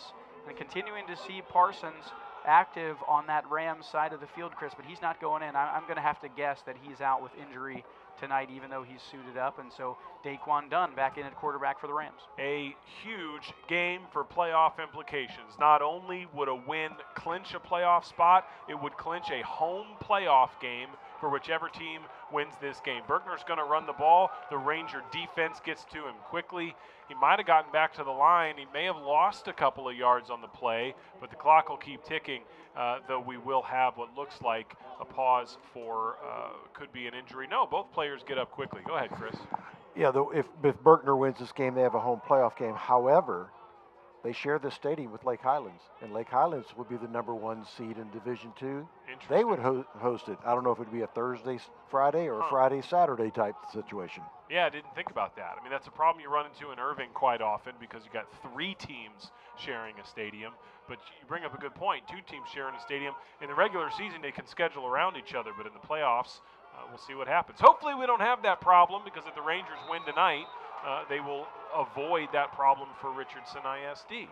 Carried the ball up the middle. Ranger defense stopped again. We're going to have 3rd and long coming for the Rams because the Jesuit defense is stopping the run, Kevin. Love to see Parker Sherman in on the tackle that time, and he's fired up about it from that nose tackle position, getting back into the backfield and dropping the back for a loss. That's a big-time play, and now, as you mentioned, it's 3rd and longer than 10 for this Rams offense, who have struggled to throw the ball so far tonight, Chris, with Dunn in as we make our way to the 2-minute timeout. So I'd be interested to see if the Rangers will sag back a little bit here and just try to contain Dunn, who's been such a threat with his legs. 2 minutes remaining in the second quarter. The second quarter is brought to you by our title partner, Veritex Bank. Sharing a strong commitment to serving the community and making a difference in the lives of others. Learn about the shared values of Veritex Bank and Jesuit Dallas at veritexbank.com, member FDIC. Stay with us during halftime for the Right Legal Halftime Show. Life situations sometimes seem daunting and you don't know where to start, but the trusted group of professionals at Right Legal specialize in helping all matters relating to estate, probate, business, and tax issues. It's the Right Legal Halftime Show. Kevin, it's going to be a good one. Yeah, we're looking forward to a conversation with Father John. Both you and I, Chris, very familiar with Jesuits, not just Jesuit schools, but Jesuit priests, Jesuit men in formation through our time at a number of different Jesuit institutions between the two of us. So I think this will be a fun one. He's a good guy. He's got a little bit of a Boston accent, I think. He's up from that Connecticut area, so we won't give him too hard of a time for that. He's spent enough time in Texas and in the South as a member of the Central Southern Province. So, but looking forward to our conversation with Father John Poles. I'm just glad he found the press box because it's a little bit challenging to figure out where to go. 3rd down, 11 yards to go. The Rams with the ball and another Ranger sack. 3 consecutive plays. The Ranger defense stops them behind the line. And again, Dunn just doesn't have anywhere to go with that ball down the field. So it looks like, is it a timeout called? Yeah, timeout by the Rangers to make sure that this clock doesn't wind down. They want a chance to get the ball back and see if we can put some more points on the board, Chris Ackles. But love the way this defense has responded now after the first couple of big plays. They are containing Daquan Dunn, and that time it's a sack for the Rangers to force a 4th and long, and this is obviously going to be a punt situation for the Rams. And now we hope to see if this Ranger offense can come back and put more points on the board. Chris Martinez, we did not receive the kickoff, right? So we will receive the kickoff in the second half. Correct. Jesuit does get the ball in the second half. We talked about it last week, that middle 8. This will be an important opportunity for the Ranger offense to try and put some points on the board. Want to say hello to Bree Radican, the wife of co-offensive coordinator Patrick Radican, my wife Mary Catherine Rao listening. If you want to say hello, shoot Kevin or I a text or say hello to us on Twitter at Radio Jesuit. This Jesuit coaching staff gets these guys into shape every day. Let's give them a quick shout out and a hello. Of course, head coach Brandon Hickman is in his 15th season. Associate head coach and defensive coordinator is Don Woods. The co-offensive coordinators are John Livingston and Patrick Radican, and assistant head coach, linebacker coach Paul Maturi. Equipment is Charlie DeLong. Outside linebackers David Ferris. The wide receivers coach is Charles Hinton. The secondary coach is Coach Greg Meek. 4th down, Berkner punting. Corson Lindley, that ball's over his head. It's going to roll, it's going to roll, it's going to roll some more. And Jesuit might try to score quick, but if they do it, they're going to have to go 92 yards in less than 2 minutes. That's a 68-yard punt from Berkner. Kevin, I'll quickly finish off here as Corey Pointer, J.D. Wagner, and Rick Lefebvre are also coaches for this Jesuit football team. And you talked about at the beginning of the year, Chris, how important it has been for this Jesuit football team to have multi-sport athletes on the field. Think about how many of those coaches are coaching multiple sports as well and lending their time and talent to football. So you think about Coach Gavin and Coach Pointer, who both coach baseball, Coach Hinton, obviously coaching track and field, Coach DeLong, the head soccer coach for the Rangers. So just great to see those guys contributing so much of their time to this football program as well as to other sports. 7-yard line for Jesuit. Rangers taking over at their own 7 as Barry's going to hand the ball off to Ty DeBow. He'll gain a few and get brought down. No, you're exactly right. Before the game, I saw Coach Gavin. He coaches multiple sports. Of course, you mentioned Coach DeLong, Coach Pointer, multi-sport athletes, multi-sport coaches, all part of the Jesuit athletics community. As looked like the Rangers didn't gain a yard on that play, and now, given how far they are, where they are on the field, they're content to let the clock run a little bit. Yeah, I think once that punt gets hit, you just want to prevent some sort of disaster from happening with a botched snap or a sack or something like that. So the Rangers content just to try to keep the positive yards moving forward here and make sure that there's no turnovers. 1 minute on the clock here in the second quarter. Rangers run the ball up the middle as the clock will continue to tick. We talked about Berkner having a great defense. Sports Information Director Brian Henry tells us that the Rangers 28 points here in the first half. It's the most points any team has scored against Berkner in a half this season. And Jesuit will be going into halftime with a 28-14 lead, Kevin.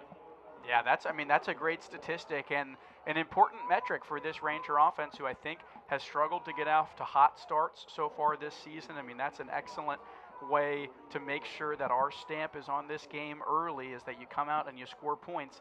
And when Berkner scored first, we were a little nervous to see how we would respond, and the Rangers have responded well time and time again. With about 10 seconds on the clock in the half, this is going to be Shane Parker carrying it up the middle, going down, and the final seconds are going to tick away. High atop Wildcat Ram Stadium here in East Dallas. with David Horn and Carson Long, Chris Martinez, Kevin Fitzsimmons, Chris Ackles. Thank you for joining us here on the Jesuit Ranger Sports Network.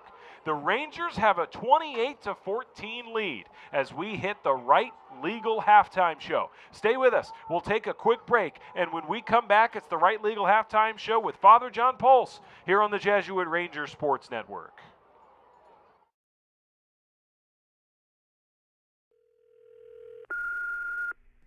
Hey, Mom and Dad, I'm calling because I wanted to tell you about this all-boys Catholic school here in Dallas. They have so many different classes, even AP and dual credit ones, and over 100 clubs and sports I can participate in. There's also a huge focus on faith and service, which I'm really interested in. Gosh, there's so much more. They have an open house on November 16th to learn about it. If we go check it out, I really want to. Oh yeah, I'm so excited I almost forgot. The school's name is Jesuit Dallas. Love you. Bye. With all of the classes, clubs, and activities here, the possibilities are endless. I honestly don't know of anywhere else where I could be an innovator, an athlete, and a leader while pursuing rigorous academics and forming lifelong friendships. There's truly something for everyone.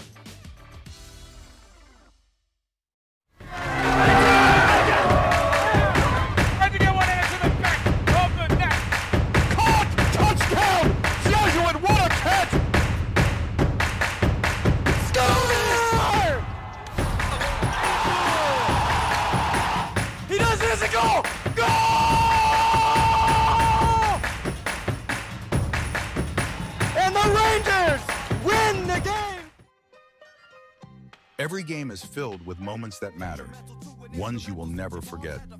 At cliprip.com, we make it easy to relive those moments again and again. Browse and download your favorite plays from game broadcasts by Tradio instantly. Whether you are a player building a reel, a parent capturing memories, or a fan playing that perfect drive, your moment is ready to clip and rip. Clip the moment, rip the highlight. Visit cliprip.com today.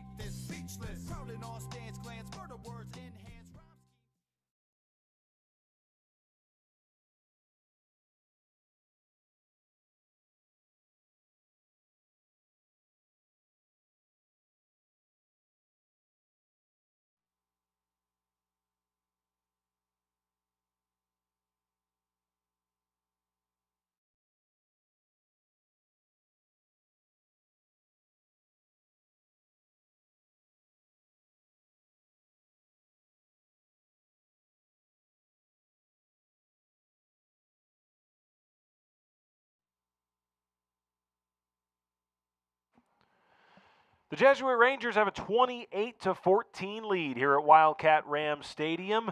The Jesuit 28 and Berkner 14. Thanks for watching Ranger Football Night on the Jesuit Ranger Sports Network, along with Chris Martinez and Kevin Fitzsimmons. I'm Chris Ackles with major support from David Horn, our producer, and Carson Long, our Jesuit senior, who's tweeting for us tonight. Kevin, we are thrilled to join at halftime. Father John Pulse is with us, and I'll let you introduce him.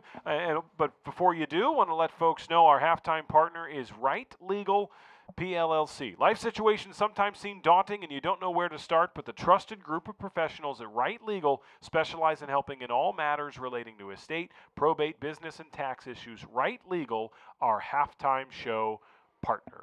Yep, and thanks to Right Legal, as you mentioned, we're joined here in the booth by Father John Pulse, who's looking great. We already mentioned in the sleeveless hoodie with the cross and shield logo on it. Again, no camera here in the booth, so sorry to you folks. But Father John serves as the Vice President of Mission at Jesuit Dallas. Is that right? And we'll talk to you more about what that all entails. But welcome, Father John, to the broadcast. It's great to be with you guys. Yeah, appreciate you, gentlemen, having me on, and I'm looking forward to it.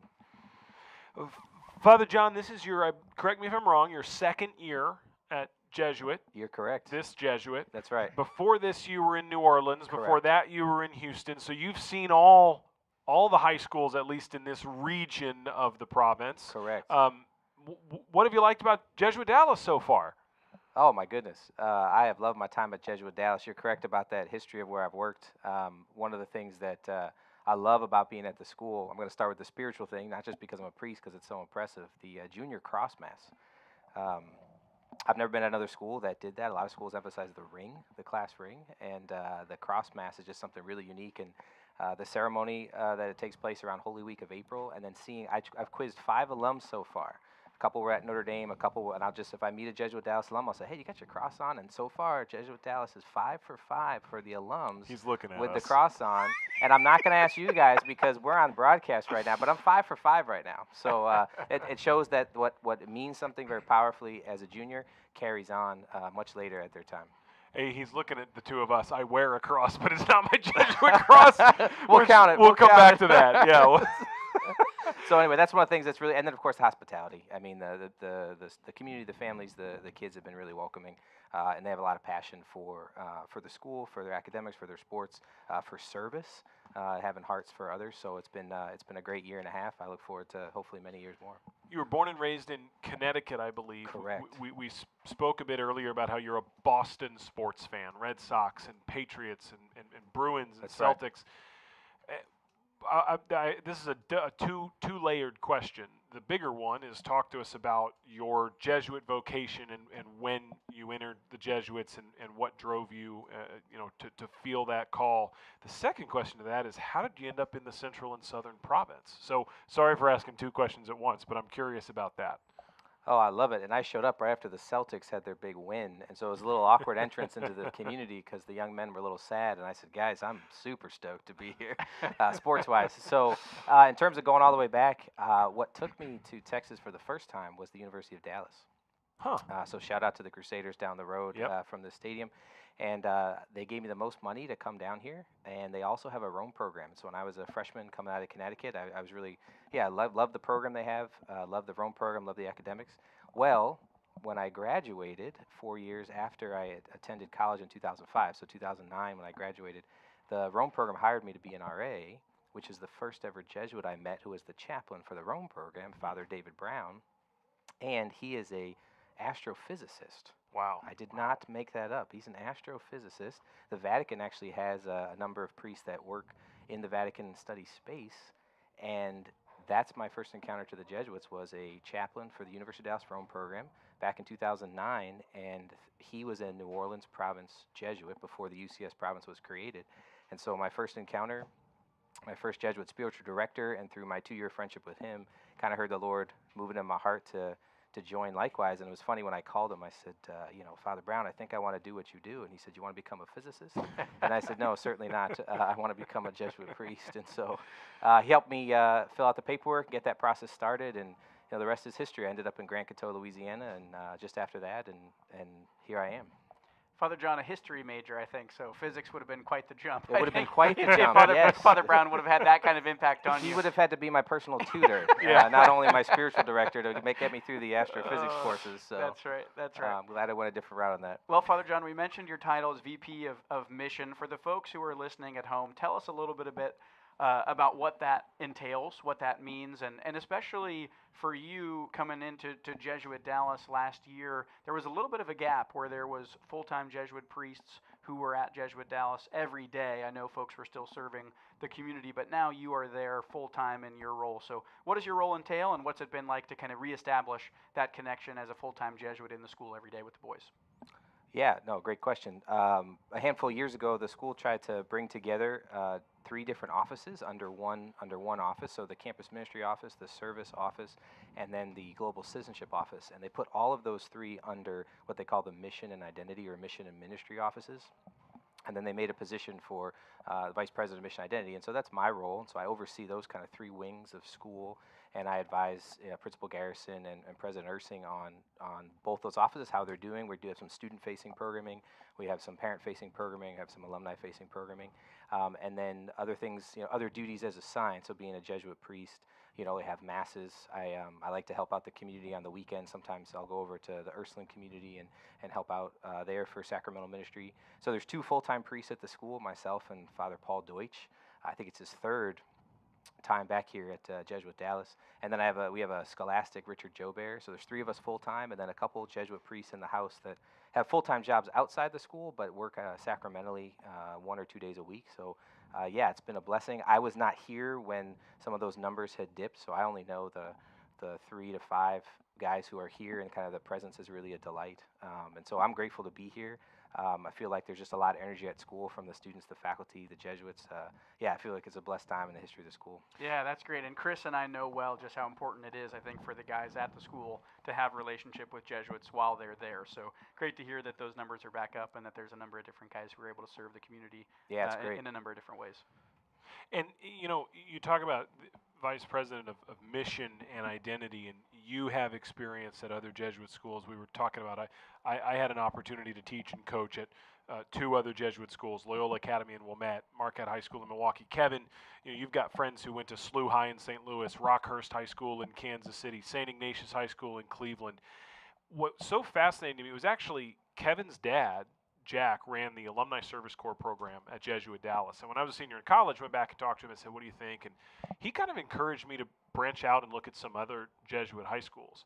And part of the reason I think that he did that, and I think there was so much wisdom in that, is I remember getting to Marquette High, and you walk in the building and you get to know the community and you realize, wait a minute, like, it's not that I was in love with Jesuit, it's not that I was in love with the building or 12345 Inwood Road. It's the mission. It's the cura personalis. It's the care for the whole person. It's the Ignatian pedagogical paradigm. It's the way that the Jesuits believe in educating the whole person. And so for you now coming into Jesuit Dallas, having that experience, that's part of your responsibility now, is to ensure that we're aligned in those key fundamental areas. Yeah, that's correct. Yeah, that's one of the things that I try and focus on. It's one of the things I think a lot about. It's one of the things that I bring to meetings as we get kind of the different wings of school together to, you know, plan or brainstorm or debrief. It's an honor to do that, and then to be inspired by the men and women I work alongside. You know, to your point that we don't just join a building or an address. Just a few days ago up at Jesuit Retreat House in Montserrat, there was a gathering of Jesuit schools from around the country to talk about the Kairos Retreat. And the Kairos Retreat is one of our anchor retreats at Jesuit Dallas here. It happens right now as a senior, and it really helps our boys just become on fire for their faith, and they turn outwards as they leave our building into a community of whatever college they choose. And what they experience is so many other Jesuit grads, men and women around the country, who've gone through that retreat, and it's an instantaneous connection, not with a particular state or particular address, but with, first and foremost, the person of Jesus Christ, but also Jesuit spirituality or Catholic identity. And so to look around that room just a few days ago, to have 30 plus adults working on a similar retreat and sharing graces, not knowing names, not even knowing where some of the schools were, and an instantaneous connection and mission was put my heart on fire as I'm coming back to work in our Kairos retreat. Our first one's coming up just in a few weeks here at Jesuit Dallas. So that's kind of something that enlivens my mission and heart with the men and women I work with at Jesuit Dallas, but then we're part of a bigger network in the United States, in the conference, and of course in the world. One of the things we're trained with as Jesuits is when we enter the order, we're told you don't enter a province, you enter the universal society, you know, and Jesuits have a slogan that our home is the road. And ultimately what that means is that our Lord dwells within, and so when we go on the road, you know, I told the football team just a few weeks ago, I said, guys, if you make this team a family, you never play an away game again, because you take your family and your home with you. And I hope they remember that tonight on the road here, because they're really not on the road with that Jesuit slogan and that family with them, huh? And that's something that we as Jesuit priests and brothers and scholastics and men in formation, we try and cultivate when we're sent to all different parts of the country and the world, that, man, if we bring the Lord with us and we bring our Jesuit brothers with us, we're never playing an away game anywhere. Yeah, I love that so much. Kairos Retreat, important to both Chris and I during our time at Jesuit, right, Chris? So we'll make ourselves feel old for a second. Father John, do you know what number Kairos it is coming up? Do you know the Roman numeral? Like, I think I went to Kairos 20 and 21. By gosh, I'm going to make you feel really I'm sure old, they're because over 100 this now. very year we're going to hit our Kairos 100. Oh wow. gosh. It's not the next one. I think it's 2 from now. So we're this very school year, That's awesome. in the spring, we'll hit Kairos 100. That's so so cool. yeah, it's been around a while, and hopefully we'll hit another 100 in the years to come. I hope that's right. Well, Father John, a couple weeks ago, Chris wasn't there with us, but Tom Walsh and I had an opportunity to talk to Principal of Jesuit Tom Garrison, and we asked him, you know, what's something that surprised you in the last few years? He's been a Jesuit a long time. What's something that surprised you in the last few years? And he mentioned that he's seen a little bit of a change in the way that the young men at the school are approaching faith. A lot more folks participating in their faith, more regularly, more outwardly. The lines for something like confession maybe on a weekly basis are long. A few more folks who are attending the daily masses in the mornings. Can you talk to us about what you've seen as a new face and as new eyes and ears at Jesuit about the way that the young men are participating in their faith? What's been their response? What are some of the programs and things that you guys are doing at campus ministry and with community service, the offices that you oversee, and how have the young men continued to kind of engage those and be active participants in that? Yeah, I think we're seeing a resurgence in the young people in looking for tradition, stability, purpose, mission, and our faith offers that. The gospel offers that. And so it's not surprising to me to see young men and women at the schools that we work with who are coming to campus ministry, who are hungry for the faith. And one of the things that I would cash that out in my experience at Jesuit Dallas is that our young people don't just want to be fed or taught, they want to be inspired to lead. And we had 2 experiences at Jesuit Dallas just in the last 10 to 12 days of young people stepping up as an invitation to lead spiritually. So I'm going to give a big shout out to the sophomores. And so they were leading a prayer service for freshmen just a couple days ago at school. The freshman retreat is coming up at Jesuit Dallas next week. And I went into the sophomore spiritual group that we work with. And I said, boys, I can't be there next week. I need 10 volunteers to do this. Who's in? And we had guys who had probably never given a witness talk, probably never organized a prayer service, raise their hand and said, basically, I'm ready. And then they did it on their own. There were some adults helping them, work the PowerPoint, flip the mics on. But these guys got up in front of their freshman classmates, only a year younger, and said, boys, this is what we learned last year. This is what inspired us, and you can do that too next week. And I heard such great things. Our seniors on the football team did the same thing. They led a prayer service for their brothers. And I told them, guys, I'm not coming. I'm going to train you. I'm going to get out of the way, and you're going to lead your brothers in prayer. I'd been leading them in prayer all year, either masses or prayer services. And I said, how about towards the end of the season, how about you guys lead a prayer service? I had 2 or 3 guys volunteer. They brought their brothers involved. They did an amazing opportunity in their prayer for the Lord. Our boys are ready for that. Our young people are ready for that. Pope Francis, just before he died, wrote a letter to the young people, and he said, don't let your people look down on your youth, quoting scripture. He listed all these young saints in the history of our church who have stood up into the call of God and said, I'm ready. And he called the young people the now of God. And I see that as I walk the halls of Jesuit Dallas, as I walk the halls of other Catholic schools, like they are the now of God. They're ready. So as we work with them as educators, as spiritual formators, yes, bring the content, yes, bring the formation, but don't ever forget to bring the inspiration to let them lead their peers and watch what happens.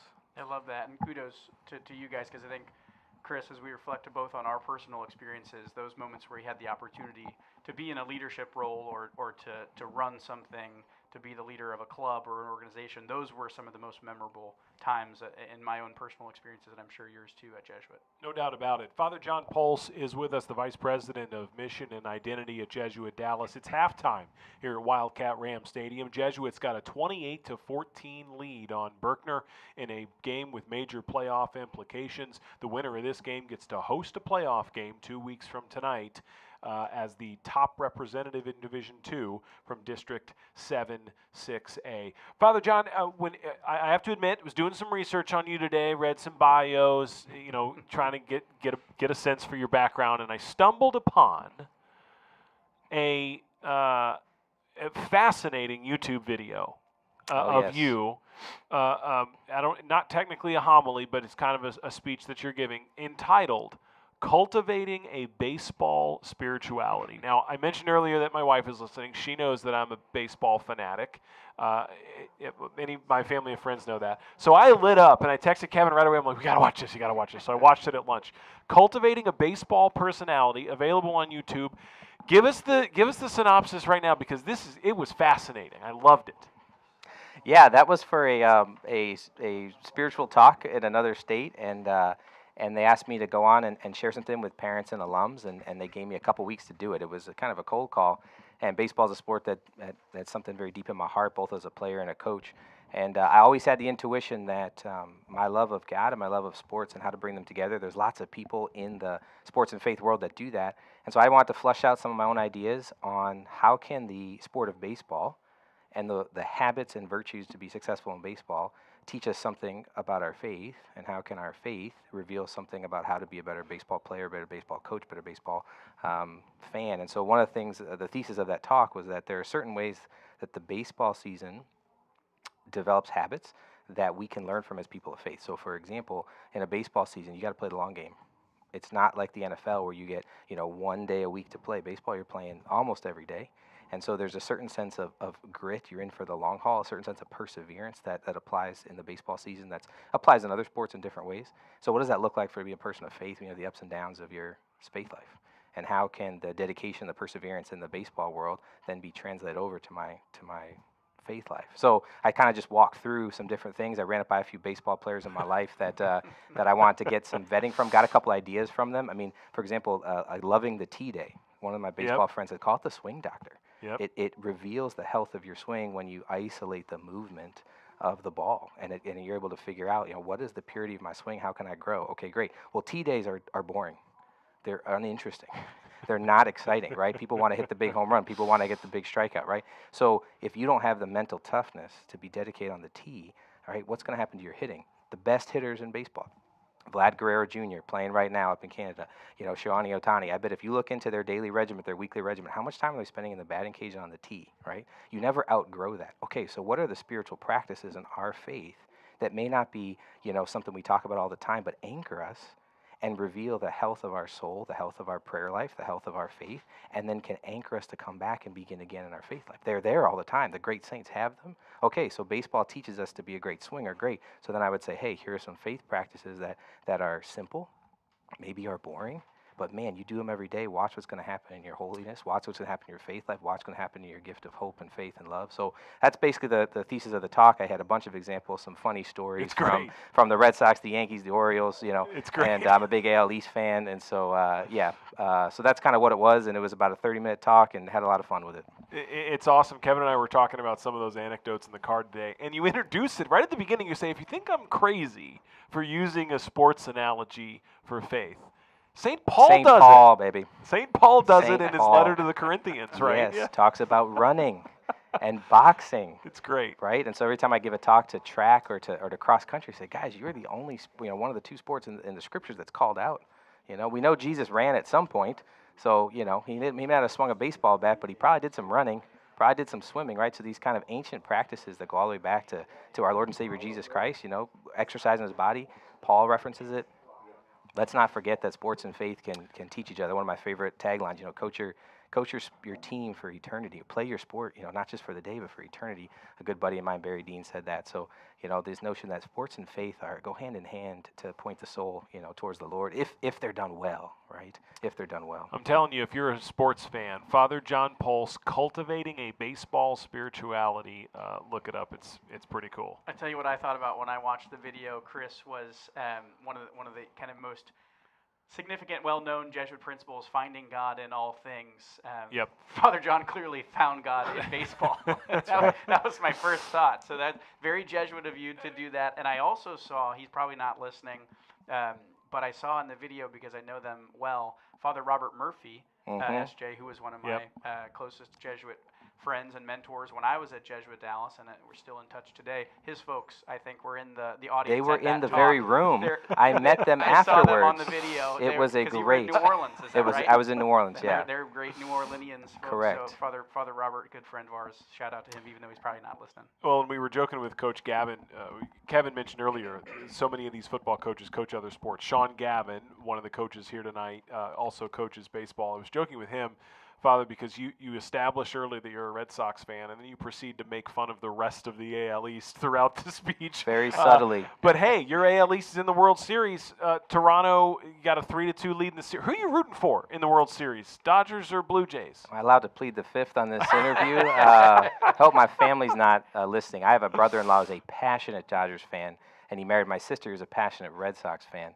And so I like good baseball. I'm cheering for Yamamoto tonight. I'd love it to go 7. I probably have the slight edge towards Toronto for my AL East roots, and also, the Sox and Dodgers. The Dodgers took so many of our Sox players. Oh, sure, man. yeah, and they so, did. But I honestly, I've just really been impressed with the series. I've been impressed with the grit of Toronto. 100%. Because when they played 2 baseball games, 18 innings, and they lose in a heartbreaker, I said to a couple of friends, I said, I don't see this team coming back from that. They go then punch the Dodgers in the mouth 2 consecutive games. Man, they taught me something about themselves. That game Monday night ended at 2 o'clock our time, so on a Toronto body, that's 3 a.m. Correct. That game ends, 18 innings, they lose on a walk-off, Freddie Freeman, it's a walk-off home run. Fox goes to the postgame show, and there's Alex Rodriguez, David Ortiz, and Derek Jeter, and all AL East players. Yes. Okay. And I'm awake like the psycho I am. And all three of them were like, you're not going to recover from that. No. And then, bam, Toronto wins 2 in a row on Correct. the road, takes a lead home to the Rogers Center. They're trailing 3-1 tonight because Yamamoto's on the mound for the Dodgers. So Correct. Excited for this series. Father, we could talk baseball all night. We got about 5 minutes left at halftime, so we'll have a final word from you in just a moment before we come back to Chris Martinez here on the Right Legal halftime show with the Rangers leading 28-14. Thanks for being a part of this. Thanks for joining us tonight. How cool it is to have you with us tonight and have you with us at Jesuit. I appreciate it, Kevin and Chris. It's been an absolute delight. Thank you for having me, and God bless and go Rangers tonight, huh? Father John Pulse, thank you so much. Thanks for being here at halftime. We'll take a 30-second break. We'll get Chris Martinez back on the air to walk you through first half stats. Rangers leading 28-14. You're listening to the Right Legal halftime show on the Jesuit Ranger Sports Network.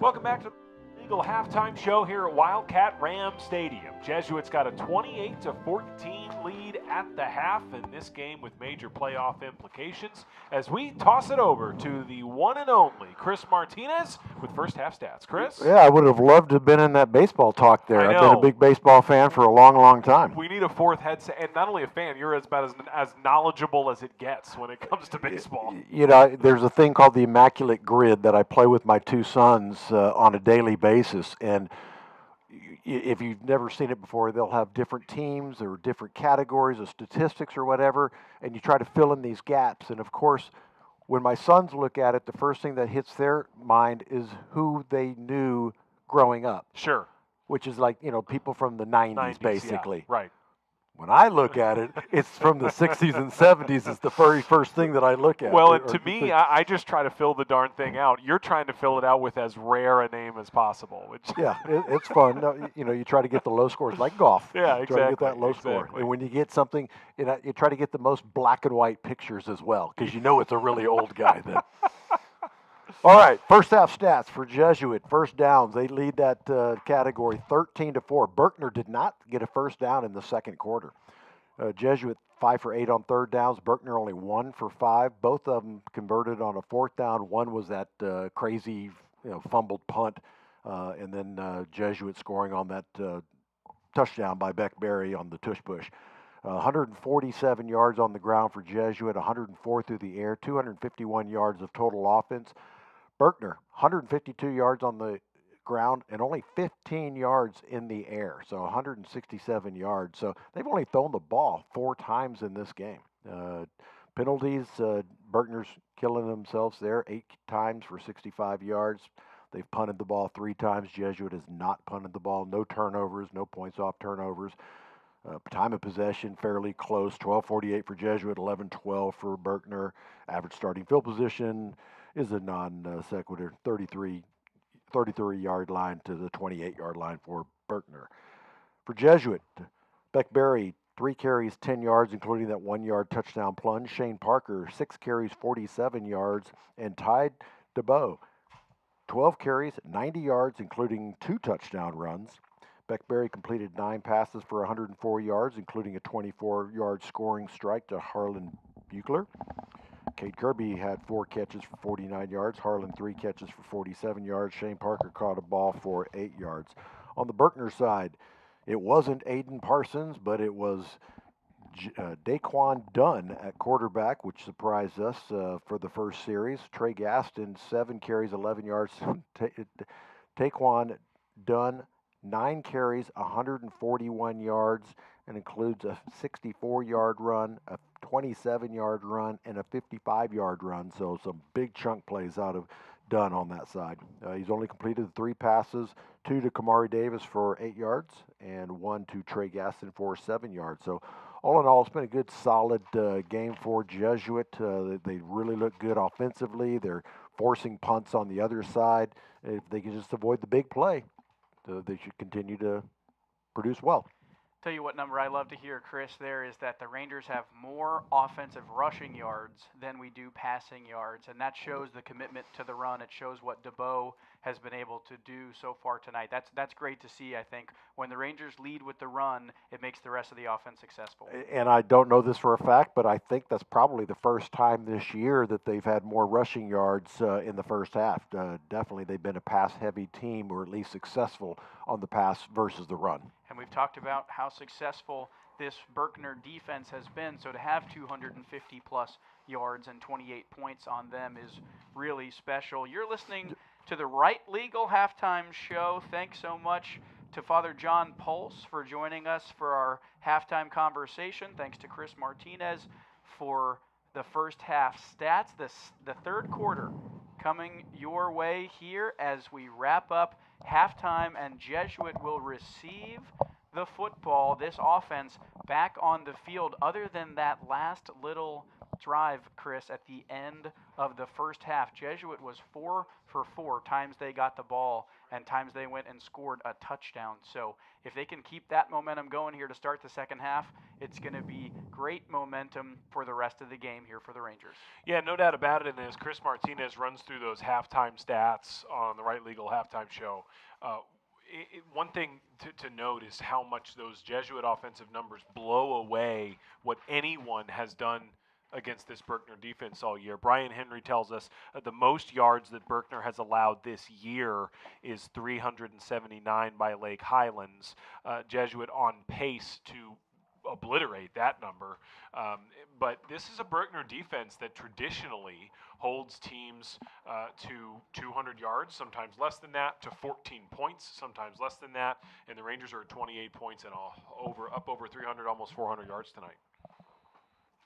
I'm interested to see here what this offense will do. It's been a short kick a couple of times for the Rams, and now we see Kirby, Van, and Lindley all back to receive for the Rangers, and the Rams going with kind of their 2-kicker set.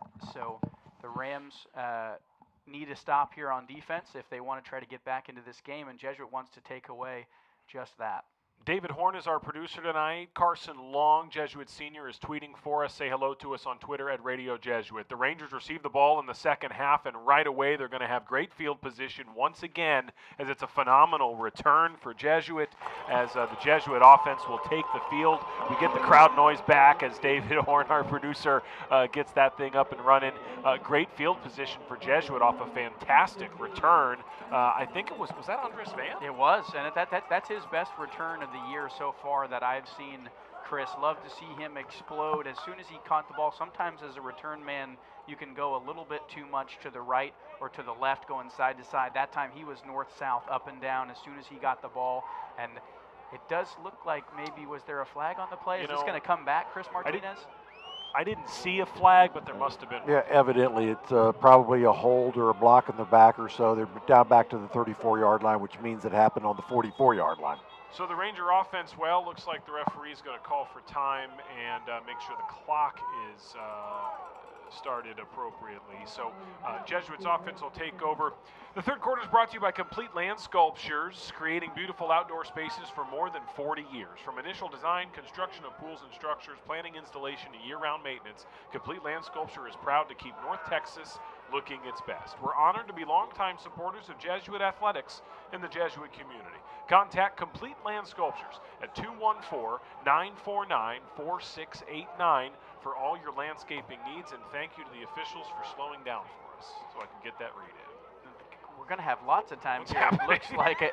And not just a clock issue, as we see they're messing with the chains over on the side, I believe, trying to make sure that the chain gang is set up and ready to go. They are not down by where the ball is right now, and there's a number of officials and a few Jesuit coaches who are talking about something there right at about midfield on the Ranger sideline. You know, obviously the NFL has kind of moved beyond the chain gang, and even before they did, they were using kind of a modified string.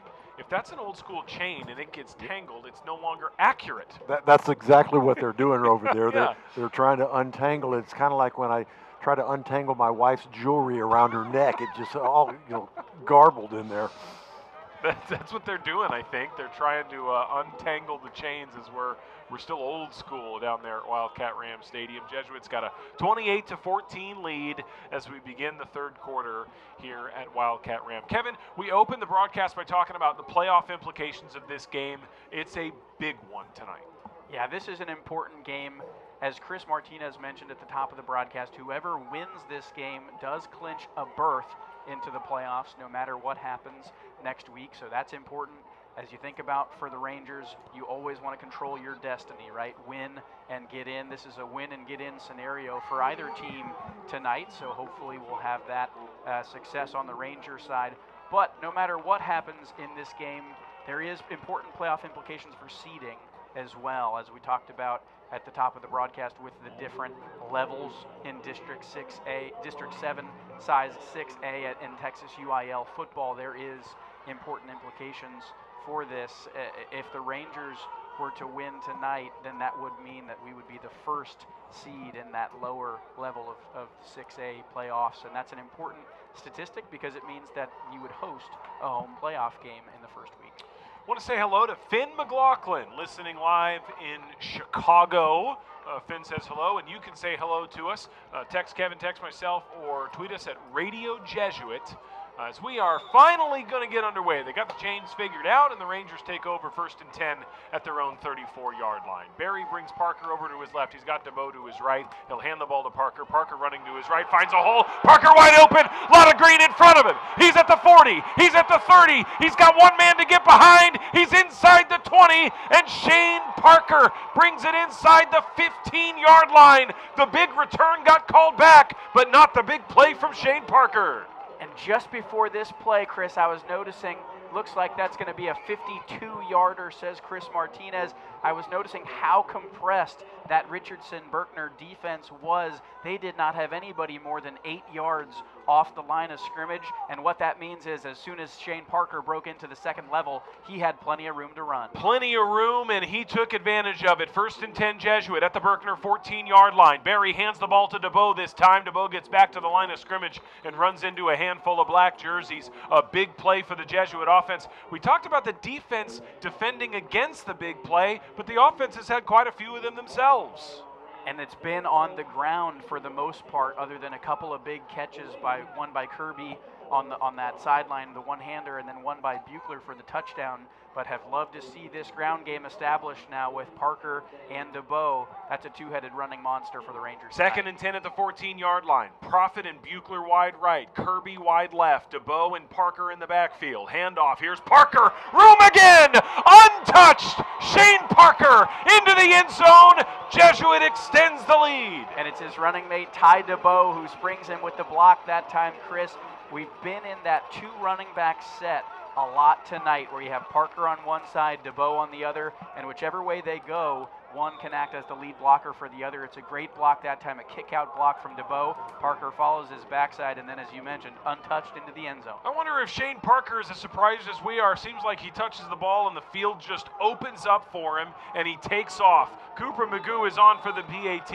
It is good for the 5th time tonight, and Jesuits got a 35-14 lead just over a minute into the third quarter. Exactly what you want from this Ranger offense, Chris. You're up 14 points. You go into a long halftime. There's the weird delay there with the chains at the beginning of the third quarter after the return from the kickoff to punch the ball into the end zone and to go up now 21 points. Significant for the Rangers as we look at what the rest of this game means and trying to put this out of reach for the Berkner Rams. In the very first drive of the game for the Jesuit offense, they scored on 3 plays in a minute and 17 seconds. Here we are in the second half, and in Jesuit's first drive of the second half, 3 plays, a minute and 25 seconds, 66 yards as Parker scores on a 14-yard touchdown run. And that scoring drive summary, as all the others,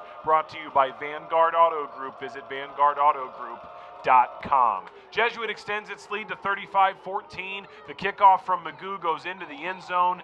Big plays at big moments for the Rangers. Well, and we talked about it right at the end of halftime with Chris Martinez. This Ranger rushing attack had over 150 yards. Is that right, Chris?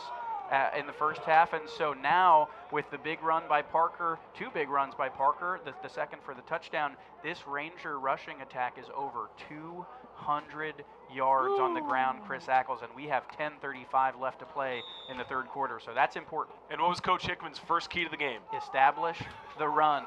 Coach, job well done. Team, job well executed. Let's do it again now on the defensive side of the ball, because one of the other keys was stop the big play. Yeah, and still a lot of football to play. The Rangers had a 14-point lead last week in the fourth quarter against Richardson, and we've seen these offenses really make plays happen, but they won't do it this time. Not when the Rangers' Simon McGoldrick gets to him behind the line of scrimmage. You know, something that happens sometimes, Chris, when a game starts to go well for you is you see the effort of all the different guys increase. McGoldrick that time probably doesn't have the speed on the outside to stay with Gaston, but a little extra effort, a dive and a shoestring tackle that time. That's a great play to make a tackle in the backfield by McGoldrick, and that effort, I think, from the Rangers needs to stay if they want to continue to push the envelope here on the game and stay up 21 points. Second down, 12 to go. Rams at their own 23-yard line. It looked like Dunn was going to keep it himself. Instead, he tries to toss it over to Cord Foreman. It hit Foreman in the hands. It fell incomplete. Third down, very long coming. Yeah, and I was a little nervous that time. It looked like Dunn had open space, and he's been dangerous in those kind of situations all night. He elects to throw it, and thankfully it's dropped by the Berkner wide receiver that time. I believe it was number 1, Corday Foreman.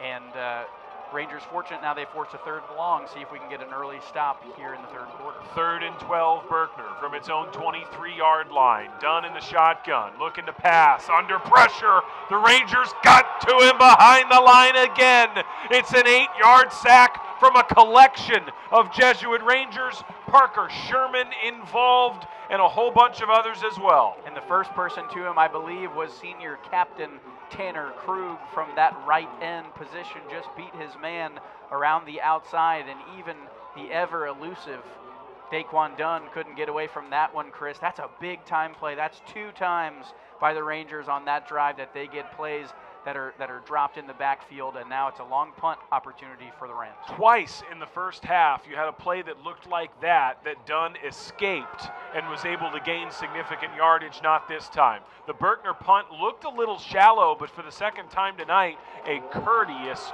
Ram roll to turn this into a 41-yard punt. Rangers will still be happy to get the ball again at their own 42-yard line.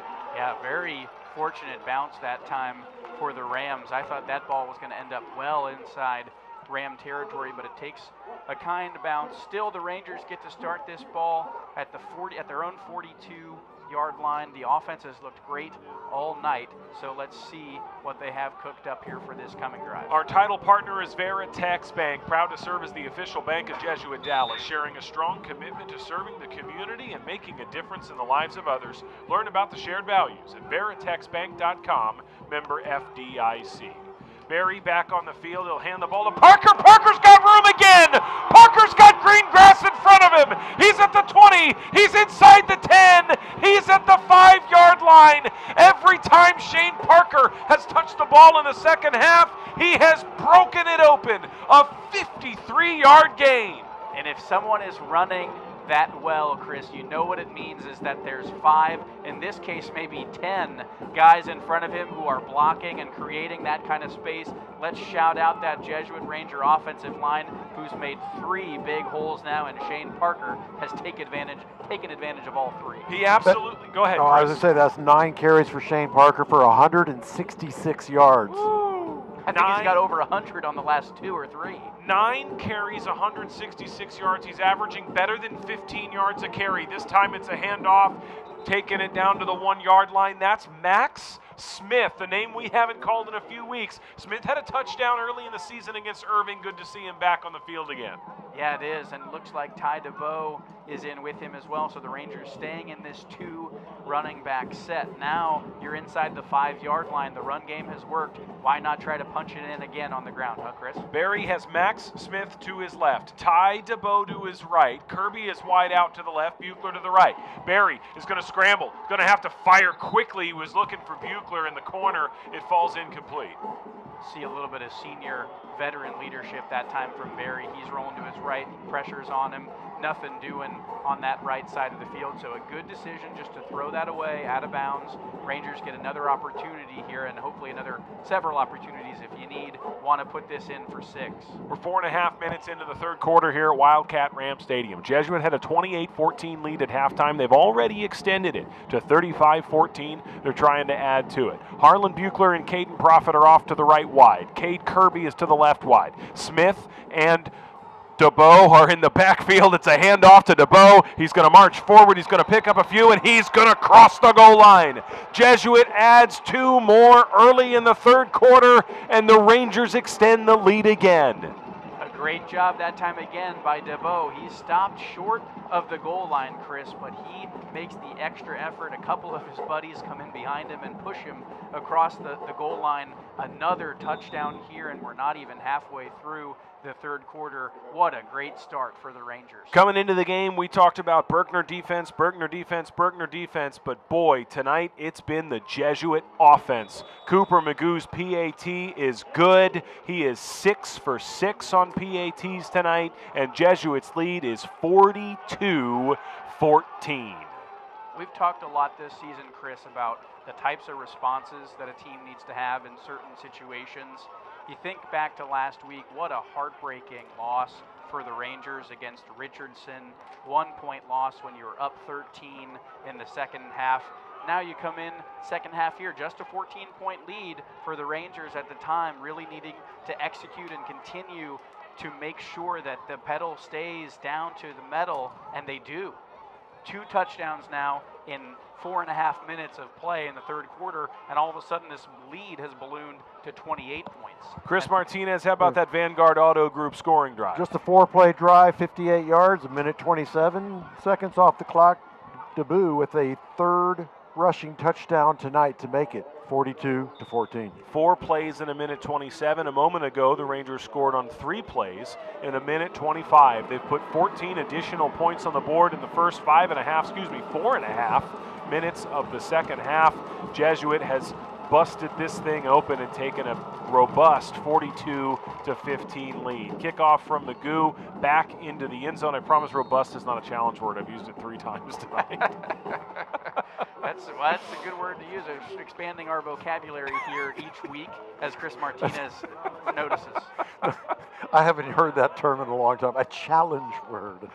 Oh, we're getting them. We're getting them in. Try to see if you can Why work in ubiquitous. Why do you think he used splendiferous last week? What, where do you think that came from?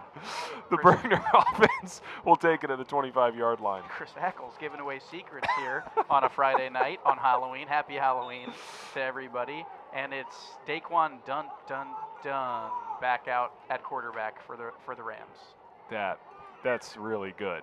We need to mark the time on that and play that back here on Halloween night. 1st and 10 for the Rams. They'll pick up 2 or 3 yards on the carry. Our third quarter is brought to you by Complete Land Sculptures, creating beautiful outdoor spaces for more than 40 years.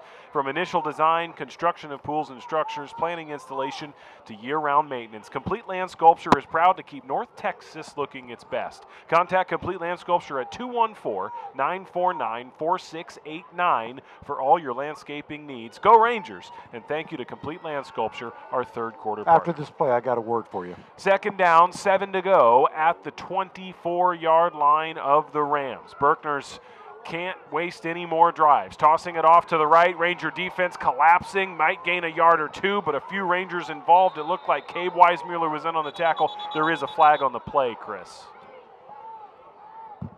Your challenge word. Okay, well, all right, bring it on. Ultra-crepidarian. Man.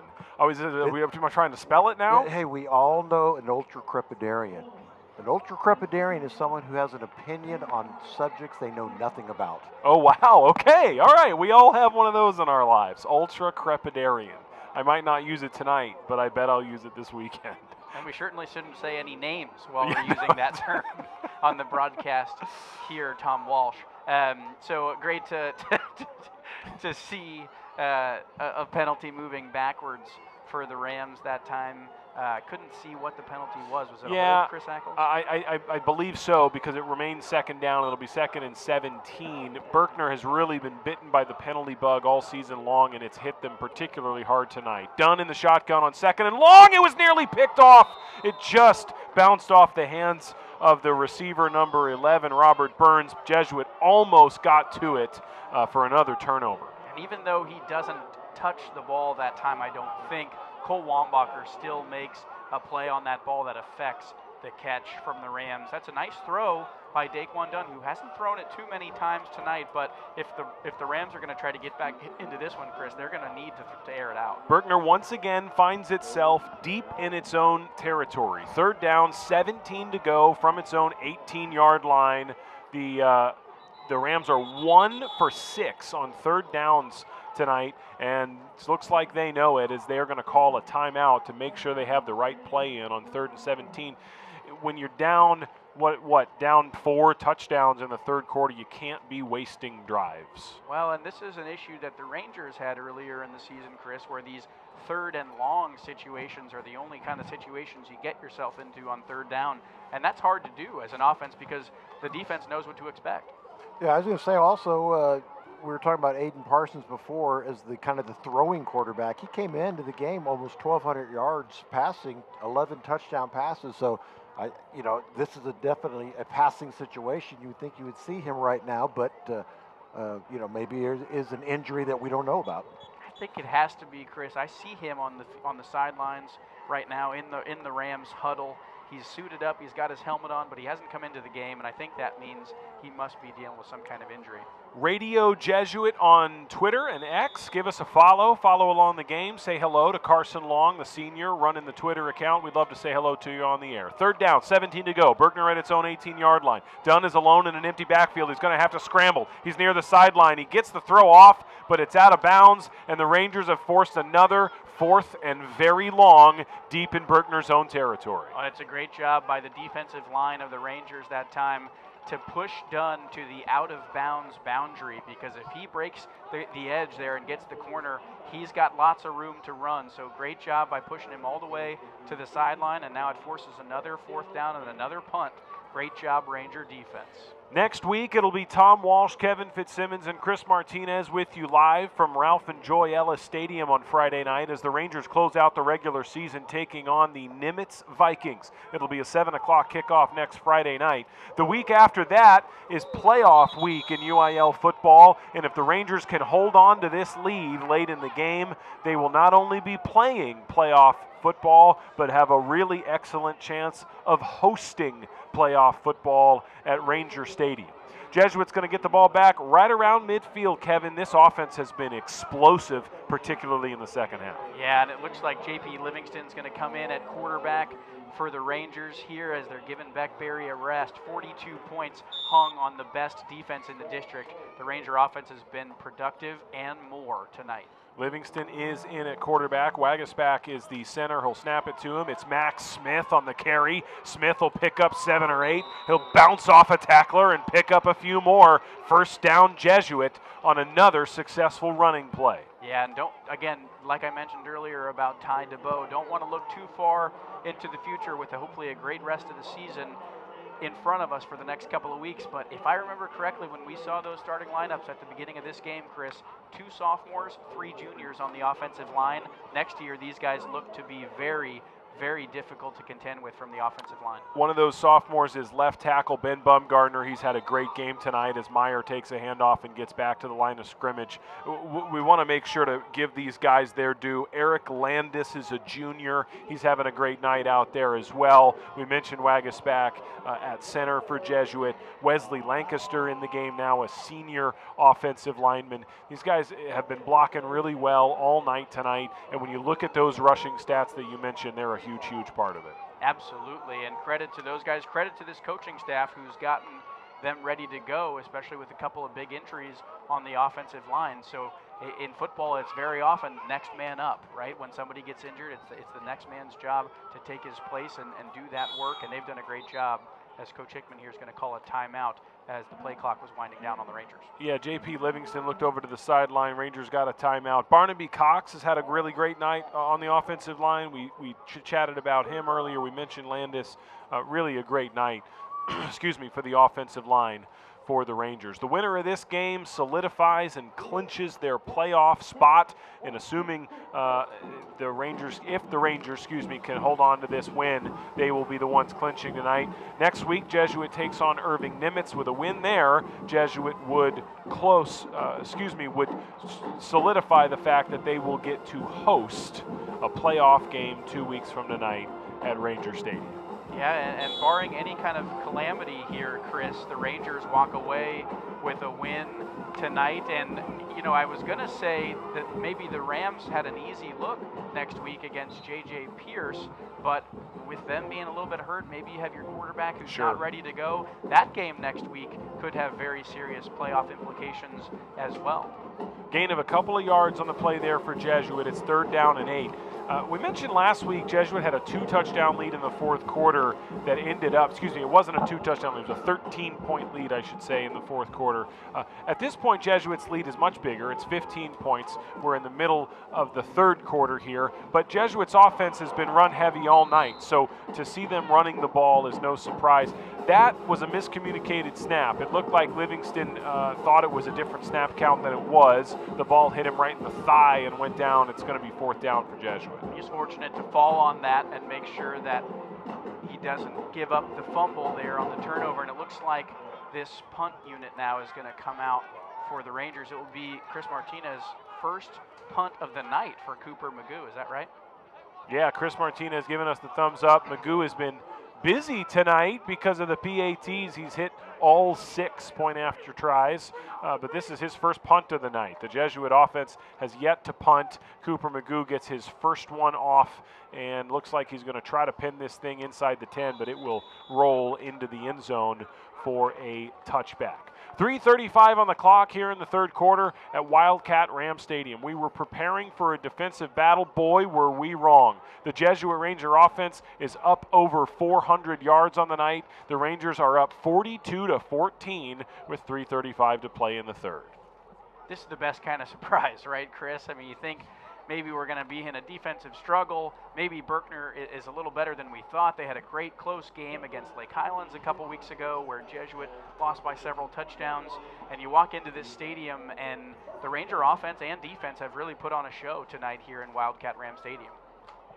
Daquan Dunn back in shotgun formation for the Rams. Berkner is up against it. They're going to have to score quickly and often. They'll start with a handoff, and the Jesuit defense is not going to let him get very far. As that was Joe Norman who got to him first. He got some help from a few other Rangers, including Cole Johnson. Gain of a yard, 2nd and 9.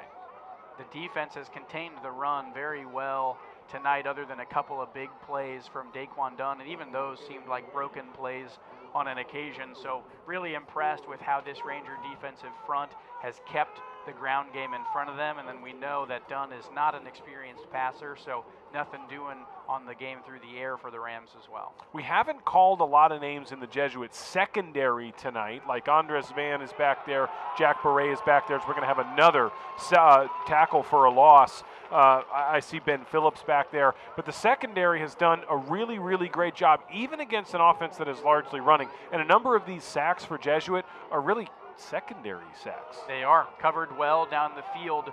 As you see, Jackson Gare was the linebacker that time in the backfield making the tackle for the Rangers. But you're exactly right, Chris. This secondary has done such a good job containing the field down deep that our linebackers and our linemen are able to get to the quarterback, again, even being as quick as he is back there as Dunn. Rory Sullivan, Dean Gifford, a couple of juniors in on the defensive front for Jesuit. 3rd down, 12 to go. Berkner deep in its own territory. Dunn is back. He's got a lot of time. Moving to his right. He's going to put the ball in the air, and it's going to be incomplete. Flag on the play. A couple of Jesuit defenders were there, and it looked like they might have made just a little bit too much contact. Yeah, Beret and Weissmuller that time in the area for the Rangers. This is definitely going to be a pass interference call on the defense. Really just unfortunate that time. Dunn doesn't know what to do at quarterback. He throws that ball up in kind of no man's land. The Ranger defense got turned around a little bit and bumped into the receiver, unfortunately. But that time I thought we were going to have an opportunity at an interception maybe. This time it's a penalty on the Rangers. Unfortunate for the Rams, they'll get the first down. Yeah, this is the first down for Berkner since the first quarter. Oh my gosh. Wow. I mean, we talked about Jesuit's offense having a great night. How about that for the Jesuit defense? Really impressive. It's been almost an entire half of football since Berkner had a first down. Dunn fires off to the left. He's got a good arm, and that's going to be complete for a gain of about 6 yards for the Rams, as I believe it was complete to number 1, Corday Foreman. And Berkner gets some positive yardage on first down, 2nd and a long 4 coming. Yeah, that looked nice. Like you said, Dunn's got the arm. He threw it downfield there just a moment ago as well. So we'll see if the Rams can air it out a little bit here, Chris. Try to make something of this last 13 minutes and 30 seconds of football. Dunn in the gun, looking. He's got wheels. He's going to try to use them. Off to the right side. He doesn't have a blocker over there, and he will go down. Jackson Gare is going to get credited for the tackle. Gain of a yard. 3rd and 3 coming. Jesuits defense keeping the pressure on. Yeah, that's a smart decision that time by Daquan Dunn, who sees nothing but white jerseys in front of him as he's trying to break out. He'll just slide and go to the ground rather than taking another hit. He's been active all night. We've mentioned both sides of the ball, on offense, on defense. I'm sure he's tired at this point. He's taken a lot of hits at the quarterback position, so credit to him. He's played his heart out tonight. He's really had a great game. DeMonte Nelson is back there with him in the backfield. 3rd down, 3 to go for the Rams at their own 40-yard line. Here's Dunn looking to throw, now looking to run. Got to get by a few guys, and he's not going to be able to do it. The Rangers collapse on him. Joe Norman was involved. Simon McGoldrick involved. Rams come up short in their own territory again. Yeah, from a defensive strategy perspective, I think the Rangers have really dialed in their approach now to focus not 1, not 2, sometimes, but maybe even 3 quarterback spies on Daquan Dunn when he's in the game and starts to break out of the pocket and run, whereas he had some room in the first quarter, Chris. He has had nothing since then. The last play of the 3rd quarter will be a punt from the Berkner Rams, but the snap goes well over the head of the punter. He's going to grab it. He's going to do everything he can to get it away. He does get it away, but it goes right into Andres Van's hands, and Van returns it to the 22-yard line. A wacky play in Texas high school football to end the 3rd quarter, Chris. That punt was a -3 yards. There is a flag on the play, so we'll see how that might impact the final implication of the punt. The snap itself was about -30 yards. Looks like the flag is actually going to be against Jesuit here, so we'll see what the resulting field position will be when we begin the fourth. Yeah, let's see how they explain this, Chris. Maybe there is something about the fact that Van was not able to receive that punt because he was on that side of the field. Is that right, Chris? Well, it looks like there's an unsportsmanlike, so it would have been after the play, an unsportsmanlike on Jesuit. That completes the third quarter. It was a phenomenal quarter for Jesuit, both offensively and defensively, as Jesuit extends its lead to 42-14. The fourth quarter is brought to you by Rockmore Roofing Solutions. From kickoff to the final whistle, Rockmore Roofing has you covered. Proudly serving our neighbors and supporting Jesuit Rangers football, Rockmore Roofing is our fourth quarter partner. Father John Pulse joined us at the Right Legal halftime show. A week from tonight, Kevin, you'll be in the booth with Tom Walsh, and the Right Legal halftime guest will be head basketball coach Chris Hill. I am bummed I'm going to have to miss that one. He is always a delight, and Jesuit basketball's right around the corner. Yeah, we hope you'll be listening on your drive from Chicago to South Bend that you do on those weeks when you're headed over to Notre Dame for the games. Chris Hill is a great guy. He's been at Jesuit a long time now. I believe this is his 16th year as the head basketball coach. That old. I believe that's right, because I ran into your old classmate this week, Michael Bedford, Yes. class of 2009. I bumped into him at a work meeting earlier this week. It was great to see him, and that was Coach Hill's first class That's that right. year. That year group of seniors: Michael Bedford, Jameel Bailey, E.J. McWoods. Look at great you. senior group that time in 09, and Coach Hill's been with Jesuit ever since then. That's so awesome. it'll be great to have him on the broadcast next week and talk about the upcoming Jesuit basketball season. That's right. He'll be part of the Right Legal halftime show next week as the Rangers take on Nimitz Friday night at 7 o'clock. Tom Walsh, Kevin Fitzsimmons, and Chris Martinez will bring it to you right here on Tradio. J.P. Livingston's the quarterback for the Rangers. He carries it himself for a gain of 2 yards on first down. Stay with us for the Mosley Dental Group post-game show as Chris Martinez will bring us the impressive stats from this Jesuit offense coming up in just a few minutes. That's the Mosley Dental Group post-game show. Second down and 8 for the Rangers from the 36-yard line. We're a minute into the fourth quarter. Jesuit's got a 42-14 lead. It's a handoff. It's Lucas Meyer, the senior. He'll turn the corner. He'll get the first down. He'll lower his shoulder and gain a few more. First down, Jesuit. Good to see Lucas Meyer in the mix. Yeah, especially with how good of a game Parker and DeBow have had, Chris. Great to see Lucas Meyer getting an opportunity to get some yards and add to that amazing rushing game that's been dominant really tonight from the Rangers. It looks like there's going to be maybe not, an injured player is off the field, so the Rangers now just calling the play in. The clock got stopped for an injured player, but thankfully it was not a severe injury that to cause a major stoppage. At least I don't think it was, as the ball will be spotted and we're ready for action again here at the 22-yard line. Jesuit, with a win tonight, if they're able to lock it up in the next 11 minutes and 7 seconds, will clinch a playoff spot. Jesuit has made the playoffs 17 times in the UIL era.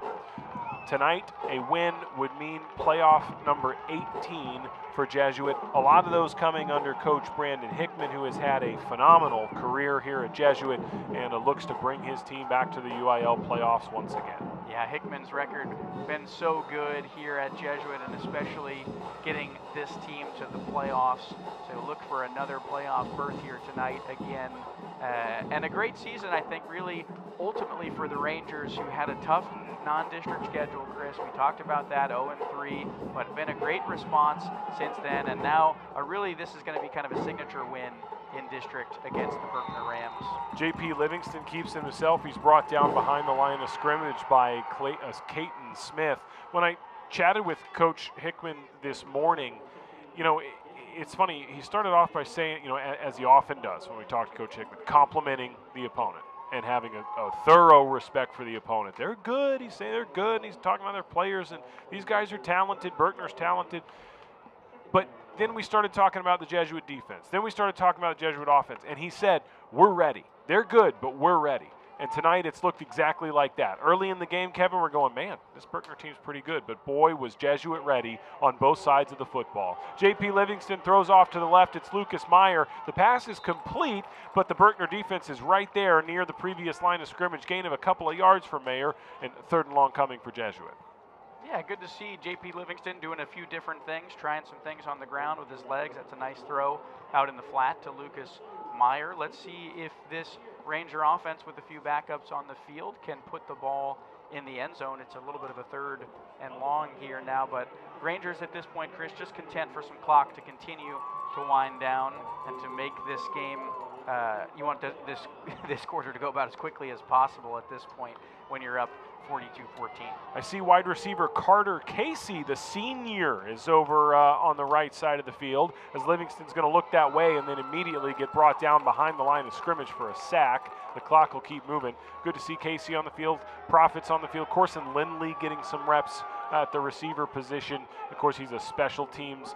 He's a receiver, but has had a particularly impressive year on special teams. So good to see a lot of these guys get in the game. Absolutely. As we see Cooper Magoo trot out to the field now, he'll try a pretty long field goal. Yeah. This is going to be what, Chris, a 43-yarder? 43-yarder. Magoo is a perfect 6 for 6 tonight on PATs. He's going to increase the challenge tonight, a 43-yarder from just inside the left hash. Not a lot of wind. It'll be pretty true. Let's see if he can do it. Livingston the hold. Magoo the kick. It looks good. It's got the distance. He got it. 43 yards from the left hash. Cooper Magoo is a perfect 6 for 6 on PATs and a perfect 1 for 1 from 40 plus. Jesuit 45, Berkner 14. Gosh, he made that look easy. He did. Hey, Chris, I mean, that's a 43-yard field goal is nothing to shake your head at, and Cooper Magoo put it through. He probably had 5-10 more yards on that kick, and it split the uprights in half. Good to see him. He's been kicking well all season for the Rangers. Cowboy fans are used to good field goal kicking. Of course, Brandon Aubrey's got a bit of a Jesuit connection. Brandon himself is an alum of Plano Senior High. His older brother, Ryan Aubrey, is Jesuit class of 2010. Ryan Aubrey was the goalkeeper on the state championship soccer team for Jesuit. In 2010, it was the first UIL team state championship for Jesuit, that 2010 soccer team. Ryan Aubrey, goalkeeper, and his little brother Brandon Aubrey, known very well from Cowboy fans. And Cooper Magoo did his best Brandon Aubrey impression there. He sure did. And Ryan Aubrey, a soccer goalie. Well, Brandon Aubrey was a soccer player, as you mentioned, at Plano Senior High, and then played soccer, do you know where in college, Chris Ackles? I do. I do know where. The At Notre University Dame. of Notre Dame. He's a Fighting Irish grad, had a great career as a soccer player, and then as folks know, the rest is history from there with his wife telling him maybe he should try to kick some field goals, and all of a sudden he's the best kicker in the NFL. There's a great interview. The Rangers kick, and Berkner's going to get the ball and start with field position around their own 20. Brandon was on Pat McAfee about a month ago, and there's a great interview where he talks about soccer. McAfee was a soccer player too, and they talk about playing soccer, and then, I thought I wasn't very good, and then I figured out how to kick field goals. So it's a cool interview. Check that one out on YouTube between Brandon Aubrey and Pat McAfee. The Berkner offense takes the ball back. Chris Martinez told us they didn't have a first down for the entirety of the second quarter and most of the third. They've got just one first down in the middle 2 quarters of the game. Here we are with 8:42 to play in the fourth, and Berkner will get its offense back on the field at its own 21-yard line. And that one first down was based on a penalty, not anything that the offense did. Naquan Dunn has had actually a pretty good night back there, but hadn't gotten a lot of help. He'll hand the ball off to the right, a spin move, a gain of a couple of yards there for Berkner, a whole lot of white jerseys in on the tackle for Jesuit. Yeah, I love to see this continued effort from the defense, still playing hard, still many Jesuit Ranger defensemen on in the tackle that time. And as we wind down here, Chris, we've talked about the playoffs. Obviously, we're looking ahead to next week against Irving Nimitz. The Rangers here getting a good one done on Halloween night. That's right. I'm seeing sophomore Duncan Blankenship on that tackle. Senior linebacker Noah Zafario gets in the game. Sebastian Vallejo, a junior, he's in the game tonight for Jesuit, as Dunn's going to run the ball off to the right. 2nd down and 7. Dunn finds some room. Flag on the play. Dunn tries to turn the corner. He'll get around the corner. Well, I thought there was a flag. I may be wrong. It's just a first down for the Berkner Rams. Sorry, I was making that motion because I thought that there was going to be one from what I saw on the field, but we're a little farther up, and I'm looking through this kind of funny glass, so maybe the referee had a better view than I did, as it looks like that is another first down for this Rams offense, the second since the first quarter, as Chris Martinez told us. Yeah, Kevin, you mentioned next week against Irving Nimitz. That game will take place at Ralph and Joy Ellis Stadium out in Irving. It's a 7 o'clock kick on Friday night. Tom Walsh, Kevin Fitzsimmons, and Chris Martinez will bring you that broadcast. There's a handoff. The Rams won't get anywhere. I almost stumbled my way into saying Tom Walsh and Jack Fitzsimmons. That was the broadcast duo for more than 25 years here for Jesuit football, and we are proud to carry the torch here on the Jesuit Ranger Sports Network. Yeah, we'd like to think he'll be with us in some ways. No doubt about it. And has been with us all season. Chris Martinez with them for all those 25 years as well, and glad that he's still here carrying the torch, passing the torch in some ways between who has come before and who is to come from here. Berkner on 2nd and 8 with a complete pass to the the left side, and they'll pick up a first down. A couple of Rangers in on the tackle, including William Shaner and Miller Stevenson. First down, Berkner, as they're into Ranger territory. Number 8 that time, it looked like. Is that right? That was Kamari Davis for the Rams.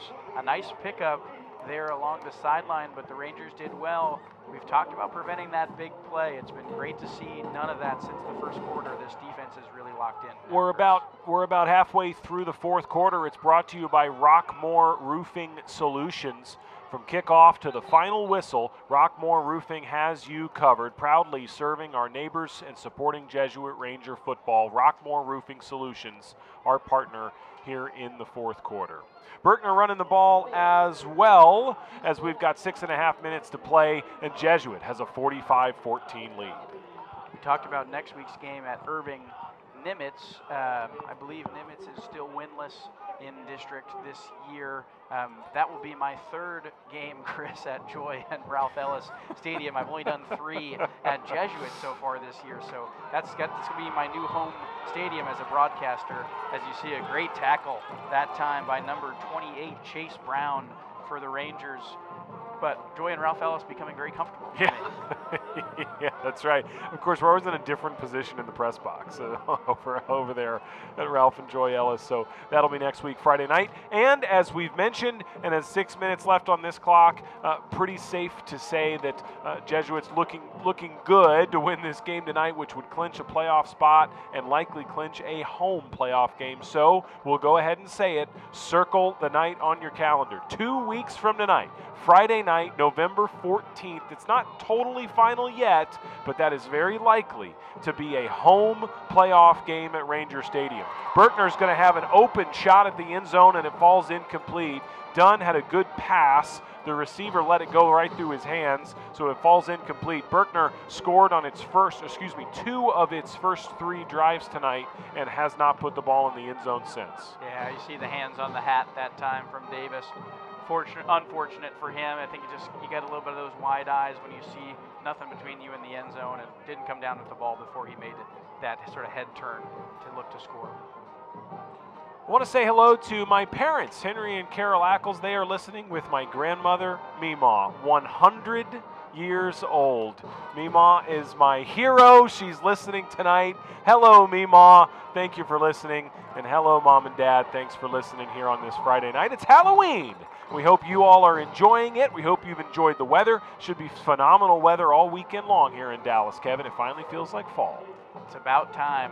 Great to hear from your parents, Mr. and Mrs. Ackles. Such a great, just foundation of the Jesuit community for so long. Chris had, I know, 4 sons go through Jesuit Dallas, you and your 3 brothers.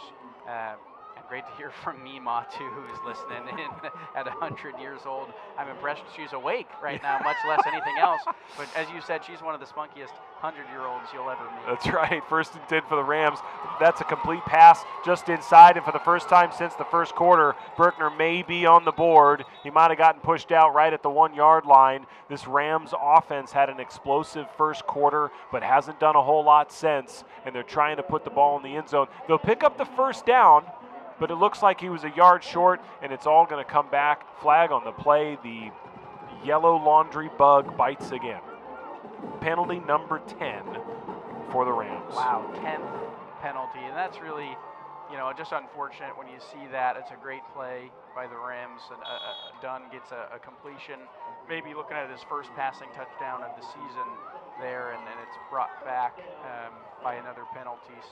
But fortunate for the Rangers, and the clock continues to wind down. Less than 5 minutes here in the fourth quarter as the Rangers set their sights on another district victory. Stay with us for the Mosley Dental Group post-game show coming up in just a bit. I'm excited to hear Chris Martinez give us our final stats tonight, as Berkner is going to have to take a timeout to prevent another penalty on 1st and 20. Mosley Dental Group provides advanced dental solutions and personal attention to our patient family. We promise you'll never feel like an anonymous number on a chart. Instead, we'll greet you warmly by name and look forward to your visit. Visit Mosley Dental Group, the proud supporter of our post-game show here on the Jesuit Ranger Sports Network. Really just impressed tonight, Chris, by the way this Ranger team has bounced back. We've talked about it. You lose that heartbreaker at home on homecoming night against Richardson last week, and then you have to come into an away game. The Rams stands have been packed here all night. It looks like maybe it's homecoming or senior night for them as well, and just the response has been excellent from all sides of the ball, as we mentioned, offense, defense, special teams, but it really takes a lot of mental toughness and mental discipline, especially as young men, 15 to 18 years old, to come back from a tough loss like that and then say, I'm going to play my best. I want to win the next one. We've talked about how important this game has been, and so they've obviously taken it seriously. Credit to the coaches, credit to the guys. The preparation worked, and they've executed tonight. This team started 0-3, then had Community Day, so you're getting to week 4 and 5 of the season. You haven't won a game yet. The response to that has been spectacular. A heartbreaking loss at home last week. Berkner's going to deliver another pass and catch, and there's another flag on the play. A really disappointing loss at home last weekend. The response to that has been spectacular, as it's turned into Flag City down there. We've got 2 flags plus an official without a hat, so that might be a third? I don't quite know. We'll give them a few minutes to sort that out. But you're absolutely right. The response, and we talked about this with Coach Hickman last week on the air. So much of high school sports, so much of the whole point of this experience is learning how to fight through adversity, learning how to be good teammates, particularly through adversity. And boy, this team has done an excellent job of that all season long. And you hope to take the momentum now, right, and then run with it. You can't think about those losses, the close ones, what would have been. If you get a win next week against Irving Nimitz, and then all of a sudden you're on a 2-game win streak heading into the playoffs, you have to take all that confidence with you. As the referees continue to have a conversation here about the multiple penalties, I'm wondering if we're going to see some kind of offsetting situation. But again, lot to like here for Jesuit, and really impressed too with sort of the in-game strategy and how that's changed. You give up 2 big plays in the first quarter to a guy who looks like he's the best athlete on the field, and then he's been more or less contained since then. One thing we haven't gotten a chance to talk about yet, Kevin, let's see if we can get an explanation here.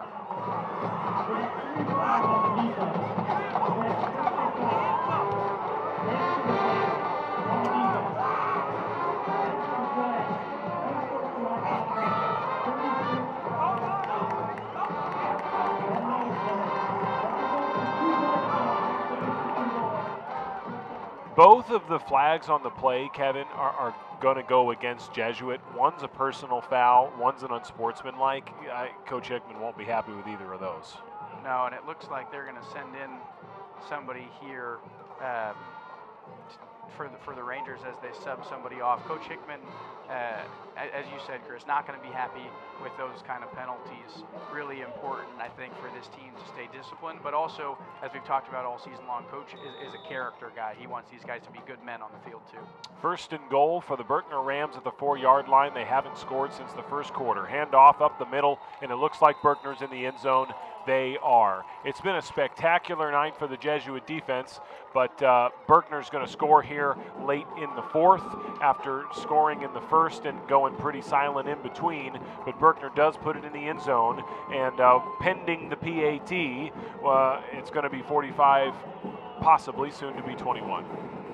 Yeah, and as they get ready to kick this PAT, just want to give a quick shout out to Aiden Parsons, who's the Rams' typical starting quarterback. He's out on the field congratulating his guys after they scored that touchdown, even though it's not going to have a major effect on this game. So credit to him. That's just being a good teammate. Looks like he is out there on the sideline for the Rams. So the Rangers give up one here late, but this is kind of a moot point at this point, right, Chris? Because the Rangers look like they're going to get it done and win this important one that, as we've said all night, has lots of playoff implications. 45-21, Jesuits got the lead. We'll get you the scoring drive summary in just a moment. It's brought to you by Vanguard Auto Group. Visit vanguardautogroup.com and test drive today. I said just a moment, but Chris Martinez is ready with it. Kevin, go ahead. 9 plays, 79 yards, 4 minutes and 5 seconds. It's DeMonte Nelson who finishes it off with a 4-yard run. That's his 3rd touchdown of the year. Jesuit football has made a tradition of supporting the Down Syndrome Guild of Dallas through the annual Buddy Walk. Kevin, we talked about this in the car ride on the way over. Really cool tradition the Jesuit has. They split into offense and defense. Each team has a captain. It was Cade Kirby, the offensive captain, and Tanner Krug was the defensive captain. And then they compete to see who can raise more money for the Down Syndrome Guild of Dallas as a part of the Buddy Walk. Well, Buddy Walk took place a couple weeks ago on Sunday, October 19th, held at Riders Field in Frisco. The offense and the defense competed. I won't tell you which side won, but I will tell you that the two teams together raised more than $33,000 from the Jesuit community to the Down Syndrome Guild of Dallas through the 2025 Buddy Walk. Really cool tradition that Jesuit football has continued for another year. Yeah, and Father John Poles talked about this Jesuit community being committed to things like community service, faith and spirituality.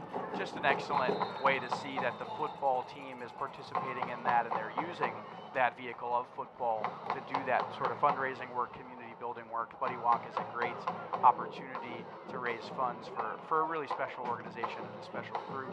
So awesome to see that, and it looked like, if I saw those notes correct, Chris, that we increased even from last year's total. They did just a little bit better. So awesome to see those guys getting into it and in the football spirit, making a little bit of a competition. But it seemed like that worked out well for everybody. So really great to see, and I think that's what stands out about a place like Jesuit, right? It's been a fun Halloween night for Jesuit football. J.P. Livingston hands the ball off. Rangers running the ball with a big lead here in the 4th. The band dressed up for Halloween. Many of you might be watching or listening at home with Halloween festivities going on, and it's been a fun one for Jesuit. Up big, 45-21 on a beautiful night here at Wildcat Ram Stadium on the front end of a beautiful weekend. As October turns to November, fall is here in Dallas. Daylight savings time comes to a close. Switch over the closet to your cool clothes. Boy, it really starting to feel like football season, and Jesuit football hitting its stride tonight.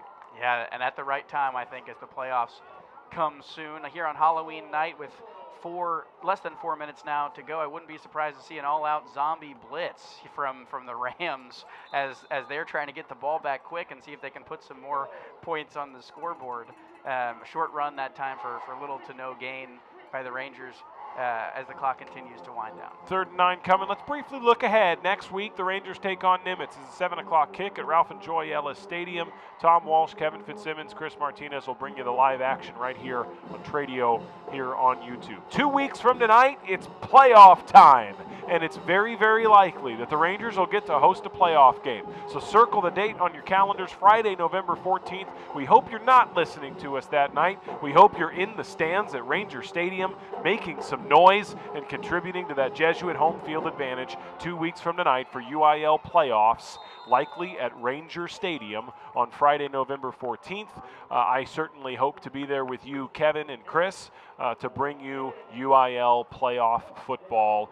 We're not sure who that opponent would be. It's likely to be one of the Arlington schools. Coach Hickman walked me through the scenarios this morning, a few different options out of the District 8. One of the Arlington schools, a likely opponent to see who Jesuit will play in a few weeks. Chris is saying who? Yeah, you said well, you talked to a few scenarios. I know did. Arlington Bowie has been a common opponent. And Lamar's an option. Arlington's been a common opponent. Lamar. He was telling me, I think Bowie and Lamar are options. Here's the problem, Chris. I don't want to get the scenarios wrong. so I don't want to give wrong information, but it's one of those three possible opponents as a playoff opponent. But as we've been saying all night, Jesuit, with a win tonight, would clinch a spot in the playoffs. And Kevin, they're 2 minutes and 53 seconds of game clock from doing just that. Yeah, plenty of time to talk about the playoffs and all the different scenarios next week when we have a little bit more information on what happened tonight. Actually, I'm wondering, could you look up and see what's going on in the Lake Highlands Richardson game? We could give folks an update on that, and that would be interesting to see who comes out on top in that matchup of two teams who have been kind of at the top of the district all year long. Yeah, I'll have to figure out how we could look that up and check on the score of that one to see who will get the top seed in Division One. Berkner's going to hand the ball off, likely to keep the clock moving. A few Rangers in on the tackle as we approach the 2-minute warning here in the fourth quarter. Fourth quarter is brought to you by Rockmore Roofing Solutions. Stay with us post-game for the Mosley Dental Group post-game show. At Mosley Dental Group, providing advanced dental solutions and personal attention. The Mosley Dental Group post-game show. Another flag on the play, Kevin. Too many of those tonight.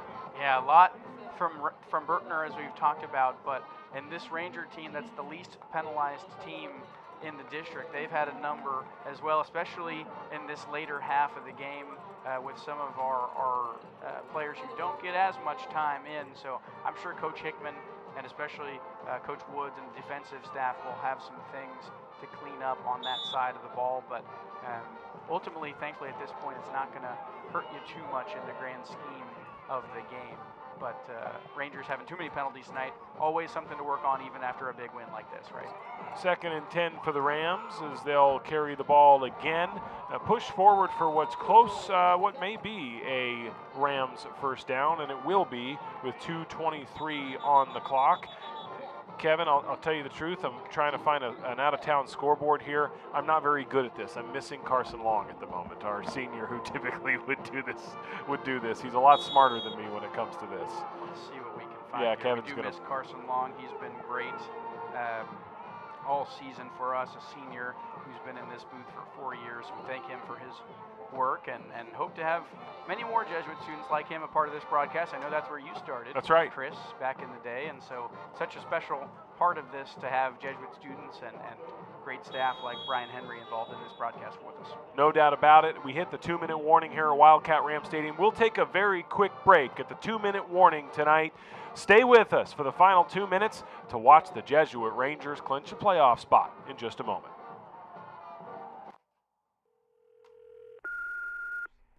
Hey Mom and Dad, I'm calling because I wanted to tell you about this all-boys Catholic school here in Dallas. They have so many different classes, even AP and dual credit ones, and over 100 clubs and sports I can participate in. There's also a huge focus on faith and service, which I'm really interested in. Gosh, there's so much more. They have an open house on November 16th to learn about it. We go check it out, I really want to. Oh yeah, I'm so excited I almost forgot. The school's name is Jesuit Dallas. Love you, bye.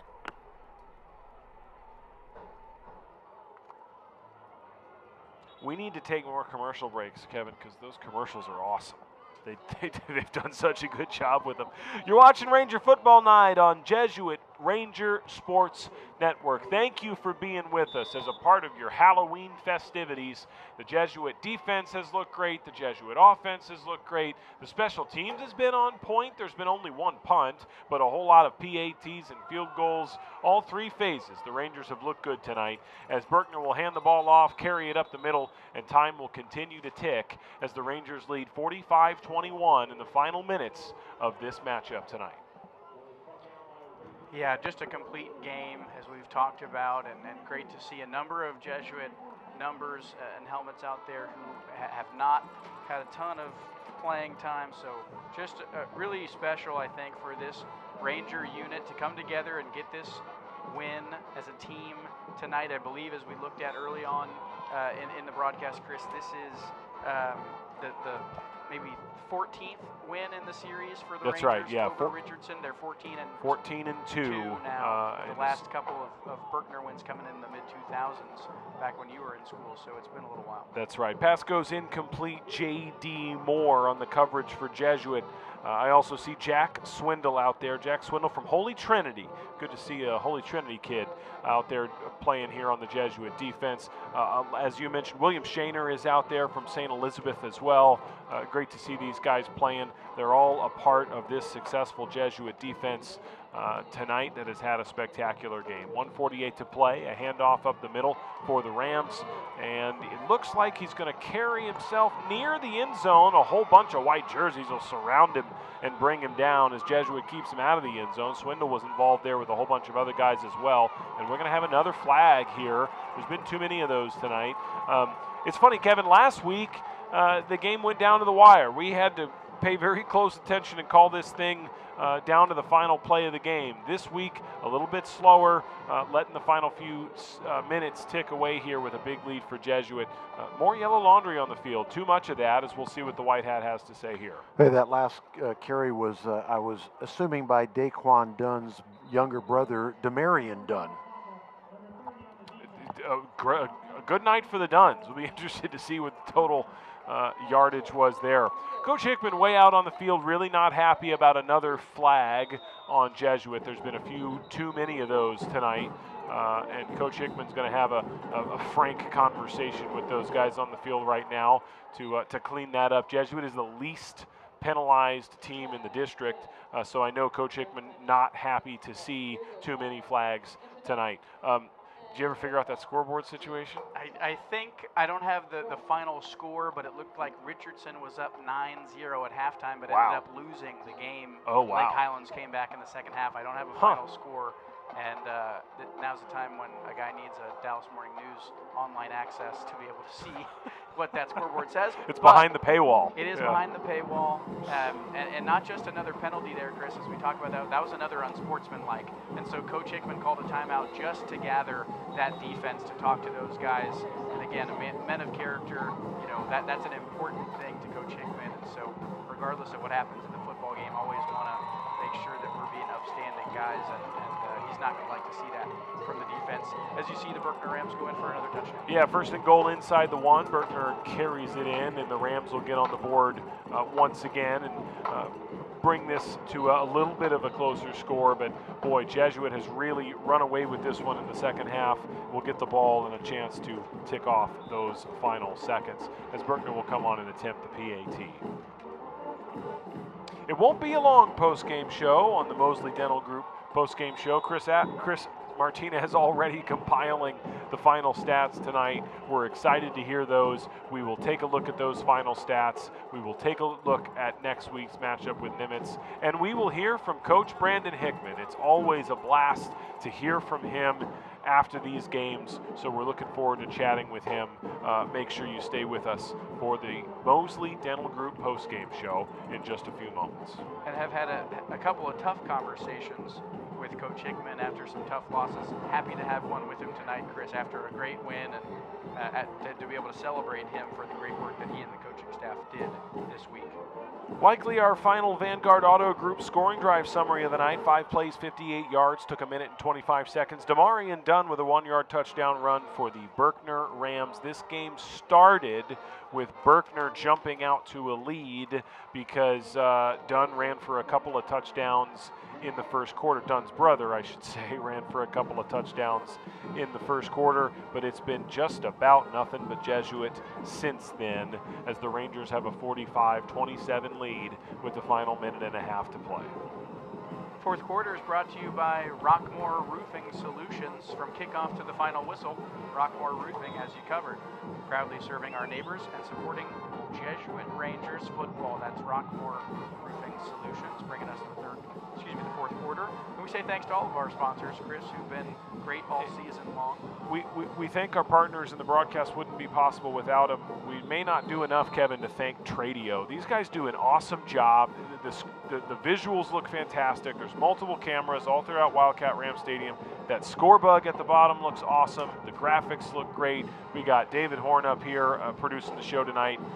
These Tradio broadcasts are fun. They're awesome. and it makes it really easy on us, but also it brings a lot of other great content. You talked about the commercials just a minute ago. It's great to see those. So credit to Brian Henry and James Kramer and the team who are able to bring those in so that folks can see those. It's just an awesome experience to be a part of this, and as you mentioned, it takes a lot of hands to make something like this work, and so we're grateful to the folks who do that. We get to be the talking heads up here, but there's a lot of people behind the scenes who make this happen. A minute 28 on the clock. The Jesuit offense is back on the field, and J.P. Livingston will take a knee. It's, I was going to say victory formation. It's a shotgun modified victory formation for Jesuit, but they can knee their way to the finish line tonight to seal up this victory.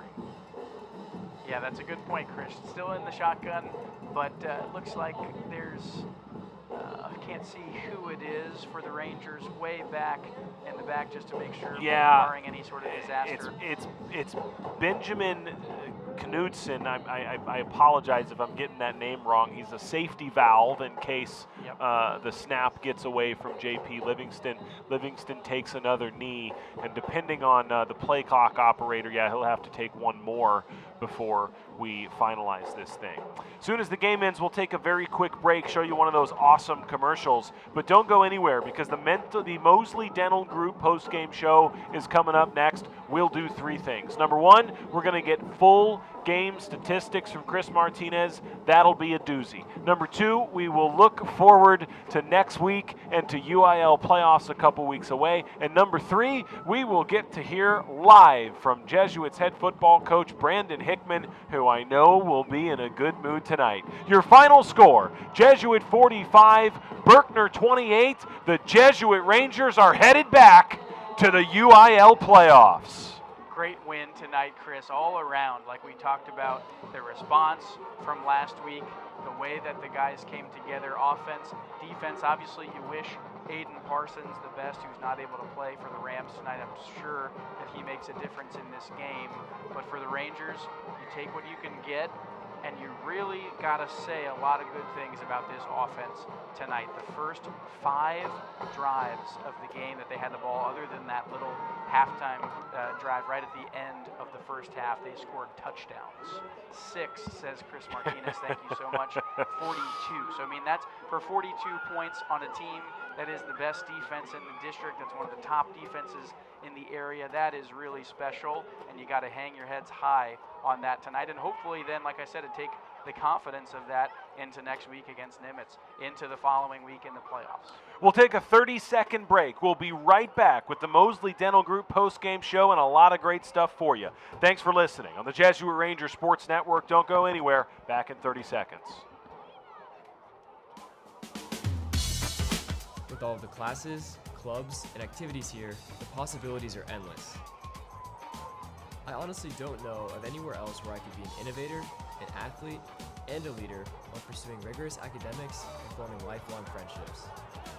There's truly something for everyone.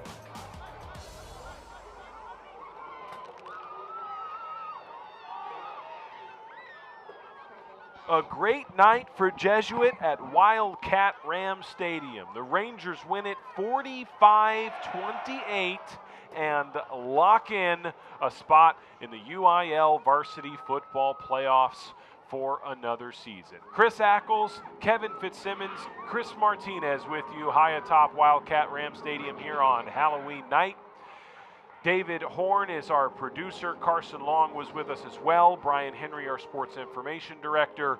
Thank you for being with us. We promised 3 things in the postgame show. We're going to go a little out of order. Kevin, first things first, next week, Nimitz to close out the regular season, and then playoff time.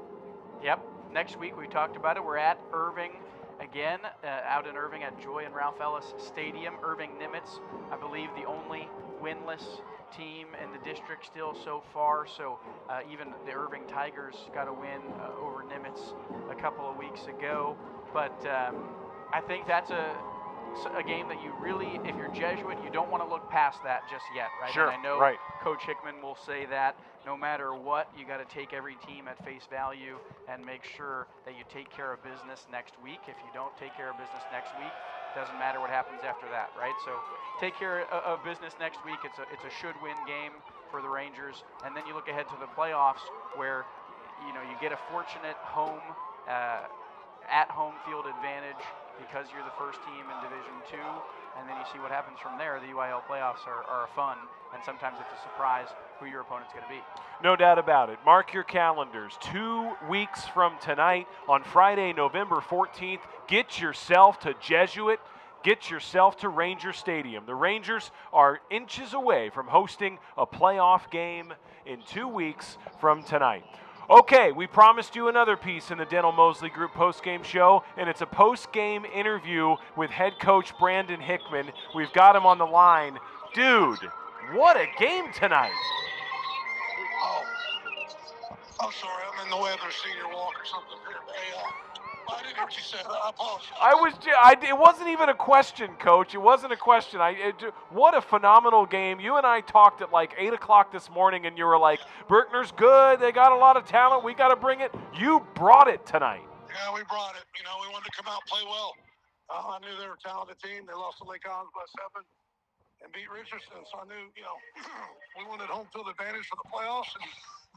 And the kids came out, they fought and played really hard. I thought in the first half we really got on them quick, and the third quarter we kind of put the game away there. And a lot of kids in the game got to play, and just really proud of the kids, proud of our coaching staff. Did a really good job tonight. We're going to talk about both sides of the ball, but I want to start on the offense. This Berkner defense gives up an average of 14 points a game. They give up an average of just 200 yards a game. Chris Martinez is about to give us final stats, but you guys put up 45 points tonight. You had 400 or 500 yards, I don't even know, of total offense. Just a spectacular night for your offense tonight. What went right for those guys? We wanted to run the ball. We kind of put it on the O-line. They're young, and we wanted to get after it. We wanted to run the football tonight. It kind of looked like our old Jesuit offense that we've had over the years, and we need to establish a run, take a little pressure off Beck. And Beck made some great throws as well, but real proud of the way the O-line played. Shane Parker played really well, tied the bow.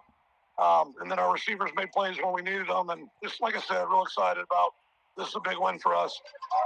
And then on the defensive side of the ball, 2 of the 3 first drives of the game had to be frustrating for your defense. A 4th and long situation, a fumble, a 64-yarder, a 55-yarder. These big plays happen in the first quarter. And then they just locked it down. Berkner didn't have a first down at all in the entirety of the second quarter and most of the third. Your defense figured it out. Yeah, their number 2 is a really good player. I think he's committed to Arizona State. A lot faster than I thought he would be, and a good-sized young man, the quarterback. We didn't know he'd play quarterback all night either. Kind of slipped off on that punt. But, yeah, he was a good player, did a good job. And second half, we were able to contain him and tackle better.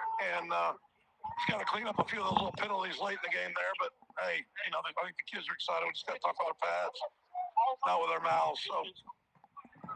I see you high-fiving your guys. We'll get you back to them in just a second. One last question for you. This win officially locks in another trip to the UIL playoffs. How are you going to get your guys ready for that playoff game in 2 weeks? Man, I tell you, if we got to get them ready, then there's a problem, right? I mean, this is one of those deals where this is what you work for. You work for the playoffs. We made a big deal out of winning tonight. We're winning home field advantage. I think it's really tough to play at Jesuit. And, we're going to get, I think in 2 weeks, we're going to get, looks like maybe Arlington Lamar first round at Jesuit. And so we got home field advantage, and that was a key for us tonight is to get that, and we did it. So. It's tough to play at Jesuit. If you're listening, get to the game and make it even tougher. Make some noise. Coach Brandon Hickman, thanks for joining us. Congratulations on another trip to the UIL playoffs, Coach. Thanks, guys. I appreciate you guys. Thanks, Coach. Absolutely. Coach Brandon Hickman bringing his team to the playoffs once again. We appreciate his time joining us on the postgame show. Our final promise on the Mosley Dental Group postgame show is game statistics from Chris Martinez. Chris? Yeah, I just wanted to point out how crazy this district has been this year. It's not real clean, like, oh, this team beat everybody and this team beat everybody. I mean, listen to some of these events. Jesuit beats Pierce 17-14, and Berkner is playing Pierce next week. Berkner loses to Lake Highlands by 5. We get beat by Lake Highlands by 31. Richardson comes in here and beats Berkner and then Richardson beats Jesuit. I mean, there's no commonality to it. It's like, oh, so A beats B, so B beats C, so therefore, C beats D. It's like it doesn't work out. But anyway. Yeah, no doubt. And part of that's the craziness of high school football, but part of that's unique to this district. Yep, and that's me trying to be an ultra-crepidarian. He used his own challenge word. Yes. Anyway, team stats tonight. Jesuit, 18 first downs. Berkner, 13. Third down, 6 for 11 for Jesuit. Berkner was only 1 for 8 on third down, so great job by the defense there. Jesuit, 290 yards on the ground, 106 through the air, 396 yards of total offense. Berkner had 210 yards on the ground, 74 through the air, 284. So Jesuit outgained Berkner by 100. 6 penalties for Jesuit, 57 yards. A lot of those came in the second half. Penalties for Berkner, they shot themselves in the foot many, many times. 11 penalties for 90 yards. Jesuit forced 6 punts tonight on Berkner. For Jesuit, rushing the ball, Shane Parker, 9 carries, 166 yards, including those 2 near breakaway touchdowns, 52-yard run and a 53-yard run, helping that 166. Ty DeBow, 92 yards on 14 carries and 3 touchdowns. Justin Harris carried the ball. Jeb Kiker carried the ball today. J.P. Livingston carried the ball today. Lucas Meyer carried the ball. Max Smith had a couple of carries for 14 yards. Beck Berry had a few carries for 10 yards. So a lot of people getting their hands on the ball today. Beck Berry, 9 completions, 104 yards. J.P. Livingston had a completion as well. Cade Kirby, 4 catches, 49 yards. Harlan Buechler, God, we didn't call his name in the second half because we didn't need to. 3 catches for 47 yards, including that first quarter 24-yard touchdown. Shane Parker, only 1 catch for 8 yards. Lucas Meyer, 2-yard catch, 2 catches. Daquan Dunn, we talked about him all night long. 14 carries, 138 yards. One of those is on that crazy fumbled punt, but it goes down as a rushing gain. Demarion Dunn, his brother, a couple of carries, including that touchdown. Trey Gaston, 10 carries, only 15 yards there. DeMonte Nelson had a touchdown run, 28 yards. And Daquan Dunn, 8 completions, 74 yards, mostly hitting Kamari Davis 6 times for 61 yards. So all in all, but just a good, solid ball game. And this game really wasn't as close as the final score indicated. A 45-27, you're going to look at that in the paper in the next morning, and you're going to say, whoa, that was a pretty good game. No, it really wasn't. Yeah. Total rushing yards, you said again, Chris Martinez, for Jesuit tonight? For Jesuit, 290 yards. 290 yards on the ground. I mean, if you're Jesuit, you've got to take that and say that this needs to be the foundation of our offense moving forward in the next couple of weeks as we get ready for the district playoffs. This will be Jesuit's 7th consecutive trip to the UIL playoffs. And as I look back, Kevin, and do the quick math, when you go back to Coach Hickman beginning his career here at Jesuit, this is his 15th season, and I believe, if I'm seeing this right, that he has taken this team to the playoffs 14 times in 15 seasons. I think that's exactly right. Maybe with 1 year there, 2018 or something like that, being a year that the Rangers missed the playoffs, but this has been something that you come to expect at this point, which is tough when you're playing in good districts against good opponents. Berkner, I did not think that they were going to be an easy team to beat tonight, but the Rangers did what they needed to do, and they get the win. And I think that's kind of the kind of coach that Coach Hickman has been throughout his entire career at Jesuit. Gets things done when he needs to, and we're taking the Rangers back to the playoffs again. Again, still one more regular season matchup next week before that, but just awesome to see this group come together and get a win in this way.